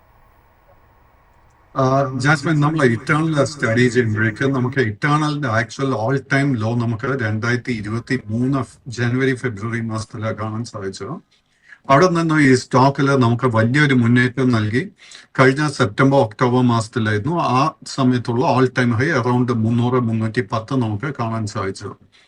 അതിനുശേഷം ഈ സ്റ്റോക്കിൽ വളരെ ഹെൽത്തി ആയിട്ട് ഒരു പ്രോഫിറ്റ് ടേക്കിംഗ് നടന്നിരുന്നു. ആൻഡ് മാർക്കറ്റ് റിക്കവർ ചെയ്യുന്ന സമയത്ത് ഈ സ്റ്റോക്കിൽ മേജർ ബോട്ടം വീണ്ടും നമുക്ക് നൽകിയത് അറൌണ്ട് 200 രൂപയ്ക്ക് അടുത്ത്. അത് കഴിഞ്ഞ ഏപ്രിൽ മാസത്തിലായിരുന്നു. ആൻഡ് തുടർച്ചയായിട്ട് അതിനുശേഷം നമുക്ക് ഈ സ്റ്റോക്കിൽ ബൈയിങ് ഇൻട്രസ്റ്റ് കാണാൻ സാധിച്ചിട്ടുണ്ട്. So long term and short term trend ഈ സ്റ്റോക്കിൽ continues to be extremely bullish. കൈവശം ലോങ് പൊസിഷൻ ഉണ്ടെങ്കിൽ അത് മെയിൻറ്റെയിൻ ചെയ്യുക. ഈ സ്റ്റോക്കിൽ എനിക്ക് ഒത്തിരി അപ്സൈഡ് കാണാൻ സാധിക്കുന്നുണ്ട്. ഇറ്റേണലിനോടൊപ്പം തന്നെ ഞാൻ ഇതിന്റെ ട്വിൻ സ്റ്റോക്ക് ആയിട്ട് കരുതുന്ന ഇറ്റ് ഈസ് സ്വിഗ്ഗി. സ്വിഗ്ഗിന്റെ കേസിലും നമുക്ക് ഇന്നൊരു നല്ല നേട്ടം കാണാൻ സാധിക്കുന്നുണ്ട്. ഓൾമോസ്റ്റ് ഒരു 6% നേട്ടം കാണാൻ സാധിക്കുന്നുണ്ട്. സ്വിഗ്ഗിയുടെ കേസിലും നമുക്ക് long term and short term trend ഇപ്പോൾ ബുള്ളിഷ് ആയിട്ടാണ് കാണാൻ സാധിക്കുന്നത്. ആക്ച്വലി നമ്മൾ റിസ്ക് റിവാർഡ് റേഷ്യോ നോക്കുകയാണെങ്കിൽ സ്വിഗ്ഗിയുടെ കേസിൽ എനിക്ക് ബെറ്റർ റിസ്ക് റിവാർഡ് റേഷ്യോ കാണാൻ സാധിക്കുന്നത്. കാര്യം Swiggy is still far away from the all time high. നമ്മൾ സ്വിഗ്ഗി ആൻഡ് സൊമാറ്റോയെ കുറിച്ച് സംസാരിക്കുന്നത് കൊണ്ട് നമുക്ക് അടുത്ത കാലത്ത് ലിസ്റ്റ് ചെയ്യപ്പെട്ട ഇതേപോലെ ടെക്നോളജി ഓറിയന്റഡ് പല സ്റ്റോക്സിലും കഴിഞ്ഞ 2-3 സെഷൻസിൽ ബൈയിങ് ഇൻട്രസ്റ്റ് വന്നിട്ടുണ്ട്. ഇന്നിപ്പോൾ എടുത്തു പറയാനുള്ള ഇറ്റ് ഇസ് പൈസാലോ ഡിജിറ്റൽ അതിന്റെ ഓൾ ടൈം ലോ ലെവൽസിലാണ് ട്രേഡിംഗ് നടത്തിയിരുന്നത്. ബട്ട് ഇപ്പോൾ നമ്മൾ സംസാരിക്കുന്ന സമയത്ത് 4-6% നേട്ടമായി സ്റ്റോക്ക് നൽകിക്കൊണ്ടിരിക്കുന്നത്. അതേപോലെ തന്നെ മൊബി ക്വിക്കിന്റെ കേസിലും എനിക്ക് ശക്തമായിട്ട് ബൈയിങ് ഇൻട്രസ്റ്റ് കാണാൻ സാധിക്കുന്നുണ്ട്.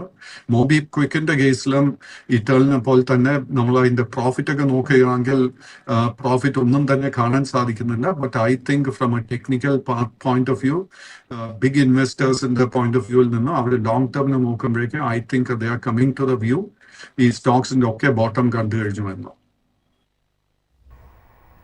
എസ് പ്രദീപ് സർ, ഇന്നിപ്പോൾ ഒരു നിലവിലത്തെ കണ്ടീഷനിൽ 6% കൂടുതൽ ഇടിവ് രേഖപ്പെടുത്തുന്ന 361 വാമിനെ കുറിച്ചാണ് ചോദിക്കാൻ ആഗ്രഹിക്കുന്നത്. സ്റ്റോക്കിനെ സംബന്ധിച്ചിടത്തോളം ഇന്ന് ബെയിൻ ക്യാപിറ്റൽ 361 വാമിൽ 15 മില്യൺ സ്റ്റേക്സ് അവർ വിൽക്കുന്നു. ഒരു ബ്ലോക്ക് ഡീലിന്റെ കാര്യങ്ങളാണ് ഇന്ന് സ്റ്റോക്കിൽ ഈ ഒരു വലിയ ഇടിവിന് കാരണമായിരിക്കുന്നത്. 361 വാമിലുള്ള സാറിന്റെ ഒരു ടേക്ക് എങ്ങനെയാണ്? 361 കേസിൽ long term and short term trend bullish ആയി തന്നെ തുടരുന്നു. ബട്ട് ഈ ഒരു സ്റ്റോക്കിൽ നമുക്ക് മെയ് മാസത്തിന് ശേഷം ഒത്തിരി നേട്ടം കിട്ടിയിട്ടുണ്ട്. ആൻഡ് അതിനെ തുടർന്ന് അഗെയിൻ ടുഡേസ് സെൽ ഓഫ് ഞാനത് പ്രോഫിറ്റ് ടേക്കിംഗ് ആയിട്ട് മാത്രമേ വിലയിരുത്തത്തുള്ളൂ. സ്റ്റോക്കിന്റെ മേജർ ഒരു സപ്പോർട്ട് കാണുന്നത് 1050 രൂപ. ആ ഒരു സപ്പോർട്ട് ബ്രേക്ക് ചെയ്യപ്പെട്ടാൽ മാത്രം ലോങ് ടേം ട്രെൻഡ് ബെയറിഷായി മാറും. ബട്ട് കറന്റ് ലെവൽസിൽ പുതിയ ലോങ് പൊസിഷൻസ് ഒന്നും തന്നെ അഡ്വൈസ് ചെയ്തിട്ടില്ല. ക്വാർട്ടർലി നമ്പേഴ്സ് വന്നിട്ടുള്ള മറ്റൊരു പ്രധാനപ്പെട്ട സ്റ്റോക്ക് ഹാവൽസ് ഇന്ത്യയാണ്. ഹാവൽസിനെ സംബന്ധിച്ചിടത്തോളം Q1 പ്രോഫിറ്റിൽ 14% ഒരു ഡിപ്പാണ് നമ്മൾ കണ്ടത്. പ്രധാനപ്പെട്ട മെട്രിക്സുകളിലൊക്കെ തന്നെ ഒരു കാര്യമായിട്ടുള്ള പെർഫോമൻസ് രേഖപ്പെടുത്തിയിട്ടില്ല എങ്കിൽ പോലും ഇന്നിപ്പോൾ ഒരു 0.5% കൂടുതൽ ഒരു മുന്നേറ്റം ഹാവൽസിൽ നമുക്ക് കാണാൻ സാധിക്കുന്നുണ്ട്. ഹാവൽസിനെ സാർ എങ്ങനെയാണ് വിലയിരുത്തുന്നത്? ജാസ്മിൻ, ഹാവൽസിന്റെ കേസിൽ അൺഫോർച്ചുനേറ്റ്ലി നമുക്ക് long term and short term trend രണ്ടും ബെയറിഷ് ആയിട്ടാണ് കാണാൻ സാധിക്കുന്നത്. ഈ സ്റ്റോക്കിൽ നമുക്കൊരു ട്രെൻഡ് റിവേഴ്സൽ കാണാൻ സാധിക്കുമെങ്കിൽ 1620 രൂപയുടെ റെസിസ്റ്റൻസ് ബ്രേക്ക് ചെയ്യണം. ഇന്നത്തെ വ്യാപാരത്തിൽ എനിക്ക് തോന്നുന്നില്ല ആ റെസിസ്റ്റൻസ് ബ്രേക്ക് ചെയ്യപ്പെടുമെന്ന്. Pradeep sir, another stock is CI automotive India ആണ്. ഈ ഒരു സ്റ്റോക്കിനെ സംബന്ധിച്ചിടത്തോളം ക്വാർട്ടർലി നമ്പേഴ്സ് ആണ് ഇന്ന് മാർക്കറ്റിൽ ഡ്രൈവ് ചെയ്യുന്നത്. 0.5% ഒരു മുന്നേറ്റം നമുക്ക് കാണാൻ സാധിക്കുന്നുണ്ട്. റവന്യൂ 3.3% ഒരു അപ്പ് മൂവ്മെന്റ് ആണ് കാണിച്ചിട്ടുള്ളത്. എബിഡയിൽ നേരിയ ഇടിവുണ്ടായിട്ടുണ്ട്. മാർജിനിലും നേരിയ തരത്തിലുള്ള ഒരു ഇടിവ് തന്നെയാണ് നമുക്ക് കാണാൻ സാധിക്കുന്നത്. അഗൈൻ നെറ്റ് പ്രോഫിറ്റിലേക്ക് വന്നാലും ഇടിവുണ്ട്. CI ഓട്ടോമോട്ടീവിന്റെ പെർഫോമൻസിനെ സാർ എങ്ങനെയാണ് വിലയിരുത്തുന്നത്? അൺഫോർച്ചുനേറ്റ്ലി CI ഇന്ത്യയുടെ കേസിലും long term short term trend ഒക്കെ ബെയറിഷായി തന്നെ തുടരുന്നു. ഈ സ്റ്റോക്കിൽ നമുക്കൊരു ലോ റിസ്ക് ആയിട്ട് ഒരു ബൈങ് ഓപ്പർച്യൂണിറ്റിയും കാണാൻ സാധിക്കുന്നില്ല. This is A small cap stock and ഈ സ്റ്റോക്കിൽ നമുക്ക് ട്രെൻഡ് റിവേഴ്സൽ കാണണമെങ്കിൽ 460 രൂപയുടെ റെസിസ്റ്റൻസ് ബ്രേക്ക് ചെയ്യണം. അറ്റ് ദിസ് പോയിന്റ് എനിക്ക് തോന്നുന്നില്ല ആ റെസിസ്റ്റൻസ് ബ്രേക്ക് ചെയ്യപ്പെടുമെന്ന്. PNB ഹൗസിംഗ് ഫിനാൻസിനെ സംബന്ധിച്ചിടത്തോളം ഇന്ന് ക്വാർട്ടർലി നമ്പേഴ്സ് മിക്സഡ് ആയിരുന്നു എങ്കിൽ പോലും 2.5% കൂടുതൽ നേട്ടം സ്റ്റോക്ക് തന്നു കഴിഞ്ഞിരിക്കുകയാണ്. PNB ഹൗസിംഗ് ഫിനാൻസ് നിലവിലത്തെ ഒരു പെർഫോമൻസ് പരിശോധിക്കുകയാണെന്നുണ്ടെങ്കിൽ 1112 രൂപ എന്നുള്ള ഒരു റേഞ്ചിലാണ് ട്രേഡ് ചെയ്യുന്നത്. ഈ സ്റ്റോക്കിലുള്ള സാറിന്റെ ഒരു ടേക്ക് എങ്ങനെയാണ്? പ്ലസ് ഇതിൽ നമ്മൾ പ്രധാനമായിട്ടും വാച്ച് ചെയ്തിരിക്കേണ്ട ലെവൽസ്. PNB ഹൗസിംഗിന്റെ കേസിൽ ലോങ് ടേം ട്രെൻഡ് ബുള്ളിഷും ഷോർട്ട് ടേം സൈഡ് വേസുമായിട്ട് കാണുന്നത്. കൈവശം ലോങ് പൊസിഷൻ ഉണ്ടെങ്കിൽ 1020 രൂപയിൽ നമ്മൾ സ്റ്റോക്ക് മെയിൻറ്റെയിൻ ചെയ്യാം. ബട്ട് ഈ സ്റ്റോക്കിൽ നമുക്ക് പുതിയ ബൈങ് അവസരം ലഭിക്കണമെങ്കിൽ 1140 രൂപയുടെ റെസിസ്റ്റൻസ് ബ്രേക്ക് ചെയ്യണം. Now PNB ഹൗസിംഗിനെ കുറിച്ച് സംസാരിക്കുന്ന സമയത്ത് നമ്മൾ ക്യാൻഫിൻ ഹോംസ് അതുപോലെ തന്നെ മറ്റ് ഹൗസിംഗ് ഫിനാൻസ് സ്റ്റോക്സിനെ കുറിച്ചൊക്കെ നമ്മൾ സംസാരിക്കാം. LIC ഹൗസിംഗ് ഇതിലൊക്കെ നമുക്ക് കഴിഞ്ഞ ഒരു 4-5 ആഴ്ചക്കിടെ ഒത്തിരി ബൈയിങ് ഇൻട്രസ്റ്റ് ഈ കേസിലൊക്കെ കാണാൻ സാധിക്കുന്നുണ്ട്. ബട്ട് നമ്മൾ റിസ്ക് ടു റിവാർഡ് റേഷ്യോ വെച്ച് ചെക്ക് ചെയ്യുകയാണെങ്കിൽ ഏറ്റവും നല്ല റിസ്ക് ടു റിവാർഡ് റേഷ്യോ എനിക്ക് കാണാൻ സാധിക്കുന്നത് it is in the case of Bajaj housing finance. Pradeep sir, നമ്മളിന്നിപ്പോൾ ടൈറ്റനിലേക്ക് വരികയാണെന്നുണ്ടെങ്കിൽ 1% കൂടുതലുള്ള ഒരു മുന്നേറ്റം നമുക്ക് കാണാൻ സാധിക്കുന്നുണ്ട്. നേരത്തെ പറഞ്ഞതുപോലെ തന്നെ നമ്മുടെ ഈ ഒരു സെഷനിൽ പറഞ്ഞതുപോലെ തന്നെ Titan companies acquiring 67% stake in Dubai's Damas എന്നുള്ള ഒരു കാര്യം തന്നെയാണ് സ്റ്റോക്കിൽ ഇന്നൊരു മൂവ്മെന്റിന് കാരണമായിരിക്കുന്നത്. ടൈറ്റൻ നിലവിൽ ട്രേഡ് ചെയ്യുന്ന ഒരു റേഞ്ച് പരിശോധിക്കുകയാണെന്നുണ്ടെങ്കിൽ 3478 രൂപ എന്നുള്ളൊരു നിലവാരത്തിലാണ്. പല ബ്രോക്കറേജുകളിലും ഈ ഒരു സ്റ്റോക്കിൽ ഒരു ഇനീഷ്യേറ്റീവ്, ഒരു കവറേജ് ആരംഭിച്ചിരിക്കുകയാണ്. ടാർഗറ്റ് പ്രൈസ് ഇൻക്രീസ് ചെയ്തിരിക്കുന്നു. ടൈറ്റന്റെ മുന്നോട്ടുള്ള ഒരു പെർഫോമൻസ് സാർ എങ്ങനെയാണ് നോക്കുന്നത്? ടൈറ്റന്റെ കേസിൽ long term and short term trend രണ്ടും സൈഡ് വേസ് ആയി തന്നെ തുടരുന്നു. ഈ സ്റ്റോക്കിന് 3480 റെസിസ്റ്റൻസ് ബ്രേക്ക് ചെയ്യാൻ സാധിച്ചാൽ ഷോർട്ട് ടേം ട്രെൻഡ് ബുള്ളിഷായി മാറും. അതിനുശേഷം കാണുന്ന മേജർ റെസിസ്റ്റൻസ് 370 റെസിസ്റ്റൻസ് ബ്രേക്ക് ചെയ്യാൻ സാധിച്ചാൽ ഈ സ്റ്റോക്കിൽ വലിയൊരു മുന്നേറ്റം നമുക്ക് എക്സ്പെക്ട് ചെയ്യാം. Thank you so much Pradeep sir. Thank you Jasmine. Suresh sir, ഏതായാലും നമുക്ക് ഇന്നിപ്പോൾ ഒരു സ്പോട്ട്ലൈറ്റ് സ്റ്റോക്ക് കൂടി നമ്മുടെ പ്രേക്ഷകരുമായിട്ട് പങ്കുവയ്ക്കേണ്ടതുണ്ട്. അതിനുള്ള ടൈം ആയിരിക്കുകയാണ്. ജാസ്മിൻ, ഇത് സ്പോട്ട്ലൈറ്റ് സ്റ്റോക്ക് എന്നുള്ളതിനെക്കാട്ടിലും നമ്മൾ എന്ന് പേപ്പർ എടുത്ത് നോക്കിയാലും നമ്മുടെ നാഷണൽ ഹൈവേയിലെ ബ്ലോക്കാണ് നമ്മൾ കാണുന്നത്, അല്ലേ? അതായത് നാഷണൽ ഹൈവേയുടെ എക്സ്പാൻഷൻ കാരണം, അതായത് പുതിയതായിട്ട് റോഡ് വികസിപ്പിക്കുന്ന കാരണം സൈഡ് റോഡ്സ് ഒക്കെ ഭയങ്കരമായിട്ട് കുഴിയും ചളിയും, എസ്പെഷ്യലി മൺസൂൺ സമയം കൂടെ ആയതുകൊണ്ട് ട്രാവലിംഗ് വളരെ ബുദ്ധിമുട്ടായിട്ട് പോയിക്കൊണ്ടിരിക്കണം. ഇന്നാൾ ഞാൻ ഒരാളെ കണ്ടപ്പോൾ നമ്മുടെ ഓഫീസിൽ തന്നെ നമ്മൾ സംസാരിച്ചപ്പോൾ മനസ്സിലായത് ബസ്സിൽ ചേർത്തലയിൽ നിന്നൊക്കെ വരുന്നത് ശരിക്കും പറഞ്ഞാൽ വളരെ ബുദ്ധിമുട്ടാണ് എന്നുള്ള രീതിയിലാണ്. ബസ്സിലൊക്കെ വരുമ്പോൾ നല്ല രീതിയിലാണ് ഈ പറയുന്ന പോലെ അതിൻ്റെ ബുദ്ധിമുട്ട് ഓരോ കുഴിയിൽ വീഴുമ്പോൾ എന്നുള്ള. അപ്പോൾ ശരിക്കും പറഞ്ഞാൽ അത് തന്നെയാണ് സ്പോട്ട്ലൈറ്റ് സ്റ്റോക്കിന് ഞാൻ പറയാൻ ഉദ്ദേശിച്ച കാര്യം വെച്ചാൽ അതിൻ്റെ സസ്പെൻഷൻ ഉണ്ടാക്കുന്ന കമ്പനി ഉണ്ട്, ആ എയർ സസ്പെൻഷൻ, ബസ്സിൻ്റെയൊക്കെ എയർ സസ്പെൻഷൻ ഉണ്ടാക്കുന്ന കമ്പനിയാണ് ശരിക്കും പറഞ്ഞാൽ ഇന്നത്തെ സ്പോട്ട്ലൈറ്റ് സ്റ്റോക്ക്. അത് വീൽസ് ഇന്ത്യ എന്നുള്ളതാണ്. കാര്യം വെച്ചാൽ ഇങ്ങനെയാണ് നാട്ടിലെ രീതിയെങ്കിൽ ഈ സസ്പെൻഷനൊക്കെ തിരിച്ച് വീണ്ടും സസ്പെൻഷൻസ് മാറ്റേണ്ട ആവശ്യം വരും. ഈ സസ്പെൻഷൻസിനുള്ള ഡിമാൻഡ് ഭയങ്കരമായിട്ട് ഇൻക്രീസ് ചെയ്യുന്നതാണ് തോന്നുന്നതെന്നുള്ള. അത് മാത്രമല്ല ഈ വീൽസ് ഇന്ത്യ ഞാൻ പറയാൻ കാര്യം എന്ന് വെച്ചാൽ നമ്മളിപ്പോൾ US ആയിട്ടുള്ള ടാരിഫിൻ്റെ കാര്യത്തിൽ നമ്മൾ എപ്പോഴും സംസാരിക്കുന്നത് എന്താ, ഈ ടാരിഫ് വരുന്നതോടുകൂടി നമുക്ക് പല കമ്പനികൾക്കും നെഗറ്റീവായിട്ട് വരുന്നത്. എന്നാൽ ഈ കമ്പനിയുടെ ചെയർമാൻ പറയുന്നത് എന്താ വെച്ചാൽ വളരെ പോസിറ്റീവാണ് ടാരിഫ് എന്നാണ്. കാരണം ഞങ്ങൾക്ക് US സബ്സിഡറി ഉണ്ട്.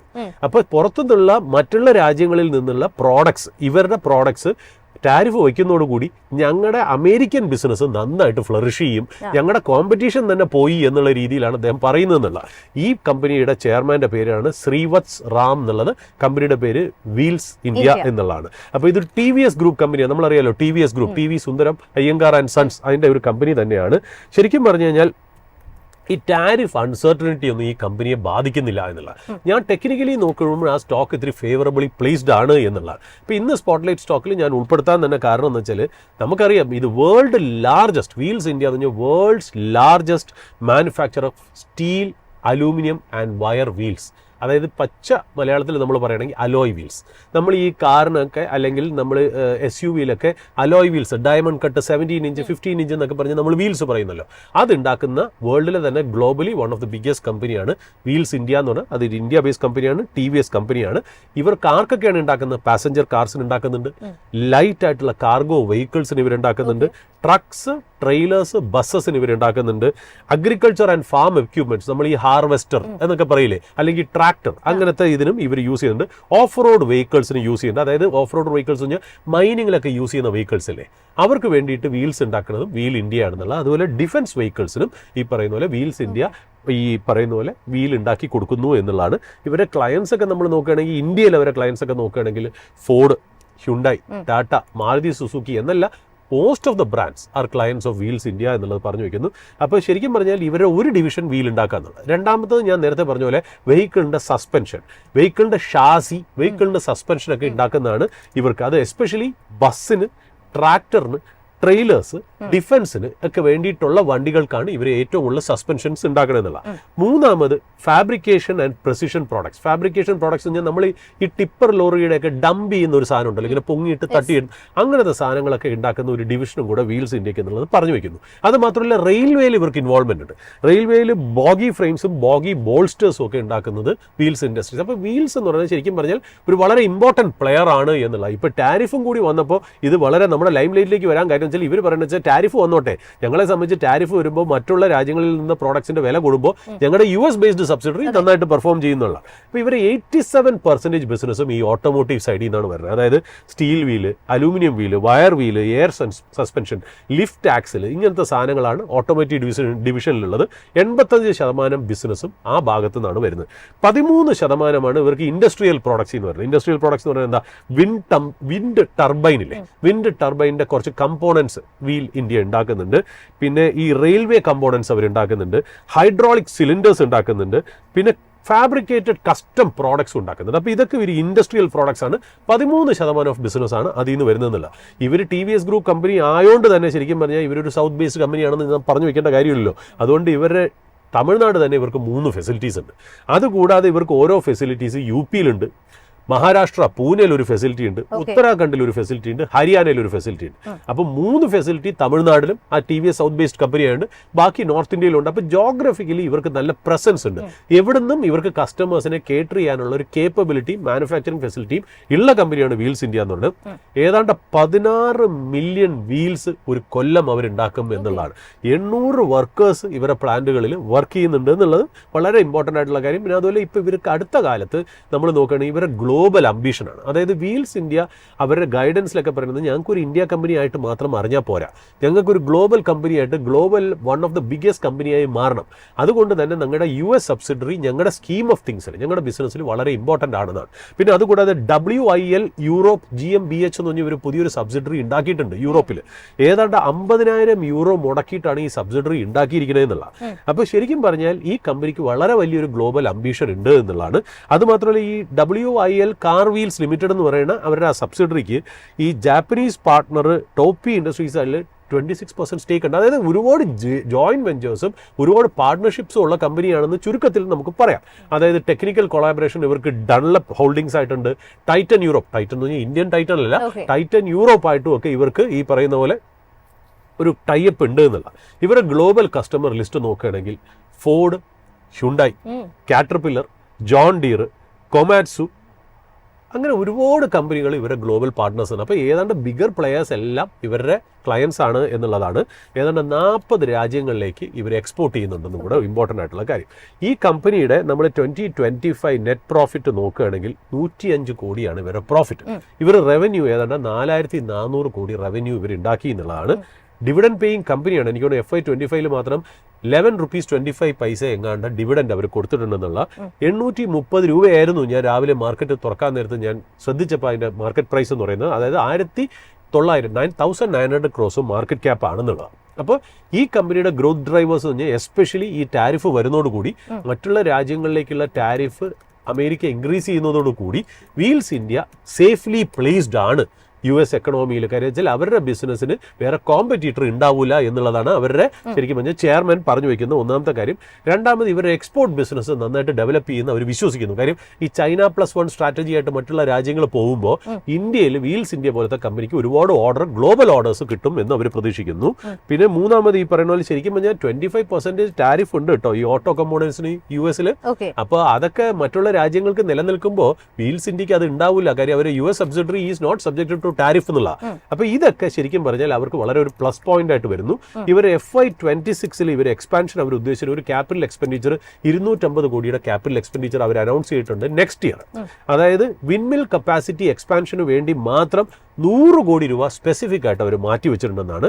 ഏതായാലും ഒരു ഓവർസീസ് ഗ്രോത്ത് കൺസ്ട്രക്ഷൻ സെഗ്മെന്റിലും ട്രാക്ടർ സെഗ്മെന്റിലും ഒരു ഓവർസീസ് ഭയങ്കരമായിട്ടുള്ള ഒരു ഗ്രോത്ത് അവർ പ്രതീക്ഷിക്കുന്നു എന്നുള്ള. അപ്പോൾ വീൽസ് ഇന്ത്യയാണ് ശരിക്കും പറഞ്ഞാൽ നമ്മൾ സ്പോട്ട്ലൈറ്റ് അവതരിപ്പിക്കുന്ന സ്റ്റോക്ക്. ജാസ്മിൻ എന്തോ പറയാൻ വന്നു? നമുക്ക് അതിന്റെ മാർക്കറ്റ് ക്യാപ്പ് ചെറിയൊരു ക്ലാരിഫിക്കേഷൻ ഉണ്ടെന്ന് തോന്നുന്നു. അതിൽ 2008 കോടി എന്നാണ് ഇപ്പോൾ ഞാൻ സ്ക്രീനർ നോക്കുന്ന സമയത്ത് ആയിരിക്കാം. കാര്യം വെച്ചാൽ ഞാൻ മാർക്കറ്റ് ഓപ്പൺ ചെയ്യുന്നതിന് മുമ്പെയാണ് ഞാൻ ഇത് നോക്കിയെന്നുള്ളതാണ്. അപ്പൊ ഇന്ന് ചിലപ്പോൾ ഇപ്പൊ സ്റ്റോക്കിന്റെ പ്രൈസ് എത്രയായി നമുക്ക് നോക്കാം. അപ്പൊ ചിലപ്പോൾ സംബന്ധിച്ചിടത്തോളം ഇന്ന് 0.5% ഇടിവിലാണ് 822 രൂപയിലാണ് ട്രേഡ്. അപ്പൊ ഈ പറയുന്ന പോലെ ആ മാർക്കറ്റ് ക്യാപ്പിന് ചെറിയ ചേഞ്ച് വന്നേക്കാം എന്നുള്ളതാണ്. അത് പ്രൈസ് ചേഞ്ച് ചെയ്യുന്നതനുസരിച്ച് മാർക്കറ്റ് ക്യാപ്പ് ചേഞ്ച് ചെയ്തല്ലെങ്കിൽ. അപ്പൊ ഇതാണ് ശരിക്കും പറഞ്ഞാൽ ഇന്ന് നമ്മൾ വീൽസ് ഇന്ത്യ എന്ന് പറയുന്ന കമ്പനിയാണ് നമ്മൾ സ്പോട്ട്ലൈറ്റിൽ അവതരിപ്പിക്കുന്നത് എന്നുള്ളതാണ്. പിന്നെ നമ്മൾ ഈ 361 കുറിച്ച് പ്രദീപിന്റെ അടുത്ത് ചോദിച്ചിരുന്നല്ലോ. ഈ 361 ശരിക്കും പറഞ്ഞാൽ ഇന്ന് ഡൗൺ ആവാനായിട്ടുള്ള കാര്യം വെച്ചാൽ അതിനകത്ത് ശരിക്കും പറഞ്ഞ ഒരു ബ്ലോക്ക് ഡീൽ ഉണ്ട്. ആ ബ്ലോക്ക് ഡീൽ എന്ന് പറഞ്ഞാൽ ബെയിൻ ക്യാപിറ്റൽ, എനിക്ക് തോന്നുന്നു അവർ ഏഷ്യ ഡിവിഷൻ ആണെന്ന് തോന്നുന്നു, 3.7% സ്റ്റേക്ക് അവർ വിൽക്കുന്നു എന്നുള്ളതാണ്. അതായത് 1.5 crore ഷെയർ എങ്ങാണ്ട് അവർ വിൽക്കുന്നുണ്ട് അല്ലേ. അതായത് 1740 കോടി സൈസാണ് അവർ വിൽക്കുന്നത് മാർക്കറ്റിലേക്ക്. പ്രൈസ് 1160 rupees പെർ ഷെയർ എന്നുള്ള. ആ ശരിക്കും പറഞ്ഞാൽ വളരെ വലിയ ഡിസ്കൗണ്ടിലാണ് അവർ മാർക്കറ്റ് പ്രൈസിൽ സെല്ല് ചെയ്യുന്നതെന്ന് തോന്നുന്നു. അപ്പോൾ അതുകൊണ്ടായിരിക്കണം ചിലപ്പോൾ 361 എന്ന് പറയുന്നത് ഈ പറഞ്ഞ പോലെ ഒരു എന്താ പറയുക ഒരു ഡൗൺ ടിക്ക് ഇന്ന് മാർക്കറ്റിൽ കാണിക്കുന്നതെന്നുള്ള. അൾട്രാടെക്കിന്റെ ഞാൻ പ്രത്യേകിച്ച് പറയണ്ടല്ലോ, വളരെ പോസിറ്റീവ് ആയിട്ടുള്ള ഗ്രോത്ത് ആണ്, വളരെ നല്ല റിസൾട്ട് ആണെന്നുള്ളതാണ്. ആകെപ്പാട് ഡിസപ്പോയിന്റ്മെന്റ് നമുക്ക് വേണമെങ്കിൽ പറയാന്നുള്ളത് അവരുടെ വോളിയം ഗ്രോത്ത് ആണ്. ബട്ട് മാനേജ്മെന്റ് ഗൈഡ് ചെയ്തിരിക്കുന്നത് ഏതാണ്ട് 10% ഗ്രോത്ത് ഇൻ വോളിയം FY26 വരും എന്നുള്ളതാണ്. അതിനെ മാർക്കറ്റ് പ്ലസ് ആയിട്ടാണ് നമ്മൾ കൺസിഡർ ചെയ്യുന്നത്. ലാസ്റ്റ് നമ്മൾ ക്ലോസ് ചെയ്യുന്നതിന് മുമ്പ് ഒരു കാര്യം കൂടി പറയാം. ബജാജ് ഫിനാൻസിൽ ഒരു ഇമ്പോർട്ടൻ്റ് ആയിട്ടുള്ള ഒരു ഡെവലപ്മെന്റ് ഉണ്ട്. അനൂപ് കുമാർ സിൻഹ, അതായത് ആ കമ്പനിയുടെ MD ശരിക്കും പറഞ്ഞാൽ റിസൈൻ ചെയ്തിരിക്കുന്നു എന്നുള്ള. വളരെ അടുത്ത കാലത്താണ് അദ്ദേഹത്തിന് അപ്പോയിന്റ് ചെയ്തത്. അതായത് ഏപ്രിൽ 2025 അപ്പോയിന്റ് ചെയ്ത ആള് ഏതാണ്ട് 2 മാസം കഴിഞ്ഞപ്പോഴത്തേക്കും റിസൈൻ ചെയ്യുന്നു എന്നുള്ളത് എന്തുകൊണ്ടാണെന്ന് അറിയില്ല. പേഴ്സണൽ റീസൺസ് എന്നാണ് സൈറ്റ് ചെയ്തേക്കണേ. അപ്പോൾ ശരിക്കും പറഞ്ഞാൽ രാജീവ് ജെയിൻ എന്ന് പറഞ്ഞാൽ കുറേ കൊല്ലങ്ങളായിട്ട് CEO ആയിരുന്ന ആളാണ്. അദ്ദേഹത്തിനെ ശരിക്കും പറഞ്ഞാൽ റീഡെസിഗ്നേറ്റ് ചെയ്തിരിക്കുന്നു. അതായത് VC ആൻഡ് MD ആയിട്ട് റീഡെസിഗ്നേറ്റ് ചെയ്തിരിക്കുന്നു എന്നുള്ള വളരെ ഇമ്പോർട്ടൻറ്റ് കാര്യം. രാജീവ് ജെയിൻ 15 കൊല്ലം CEO ആയിരുന്നതാണ് ബജാജ് ഫിനാൻസിന്റെ. അപ്പോൾ അദ്ദേഹം തിരിച്ചു വന്നേക്കുന്നു എന്നുള്ളതാണ്. അദ്ദേഹത്തിനെ ശരിക്കും പറഞ്ഞാൽ വൈസ് ചെയർമാനായിട്ട് എലിവേറ്റ് ചെയ്ത് നിൽക്കുകയായിരുന്നു. എന്നിട്ട് ഈ കമ്പനിയുടെ MD സ്ഥാനം അനൂപ് കുമാർ സാഹയ്ക്ക് കൊടുത്തിരിക്കുകയാണ്. ഇപ്പൊ അനൂപ് കുമാർ സാഹ റിസൈൻ ചെയ്തത് എന്ത് കാരണത്താലാണെന്ന് നമുക്കറിയില്ല.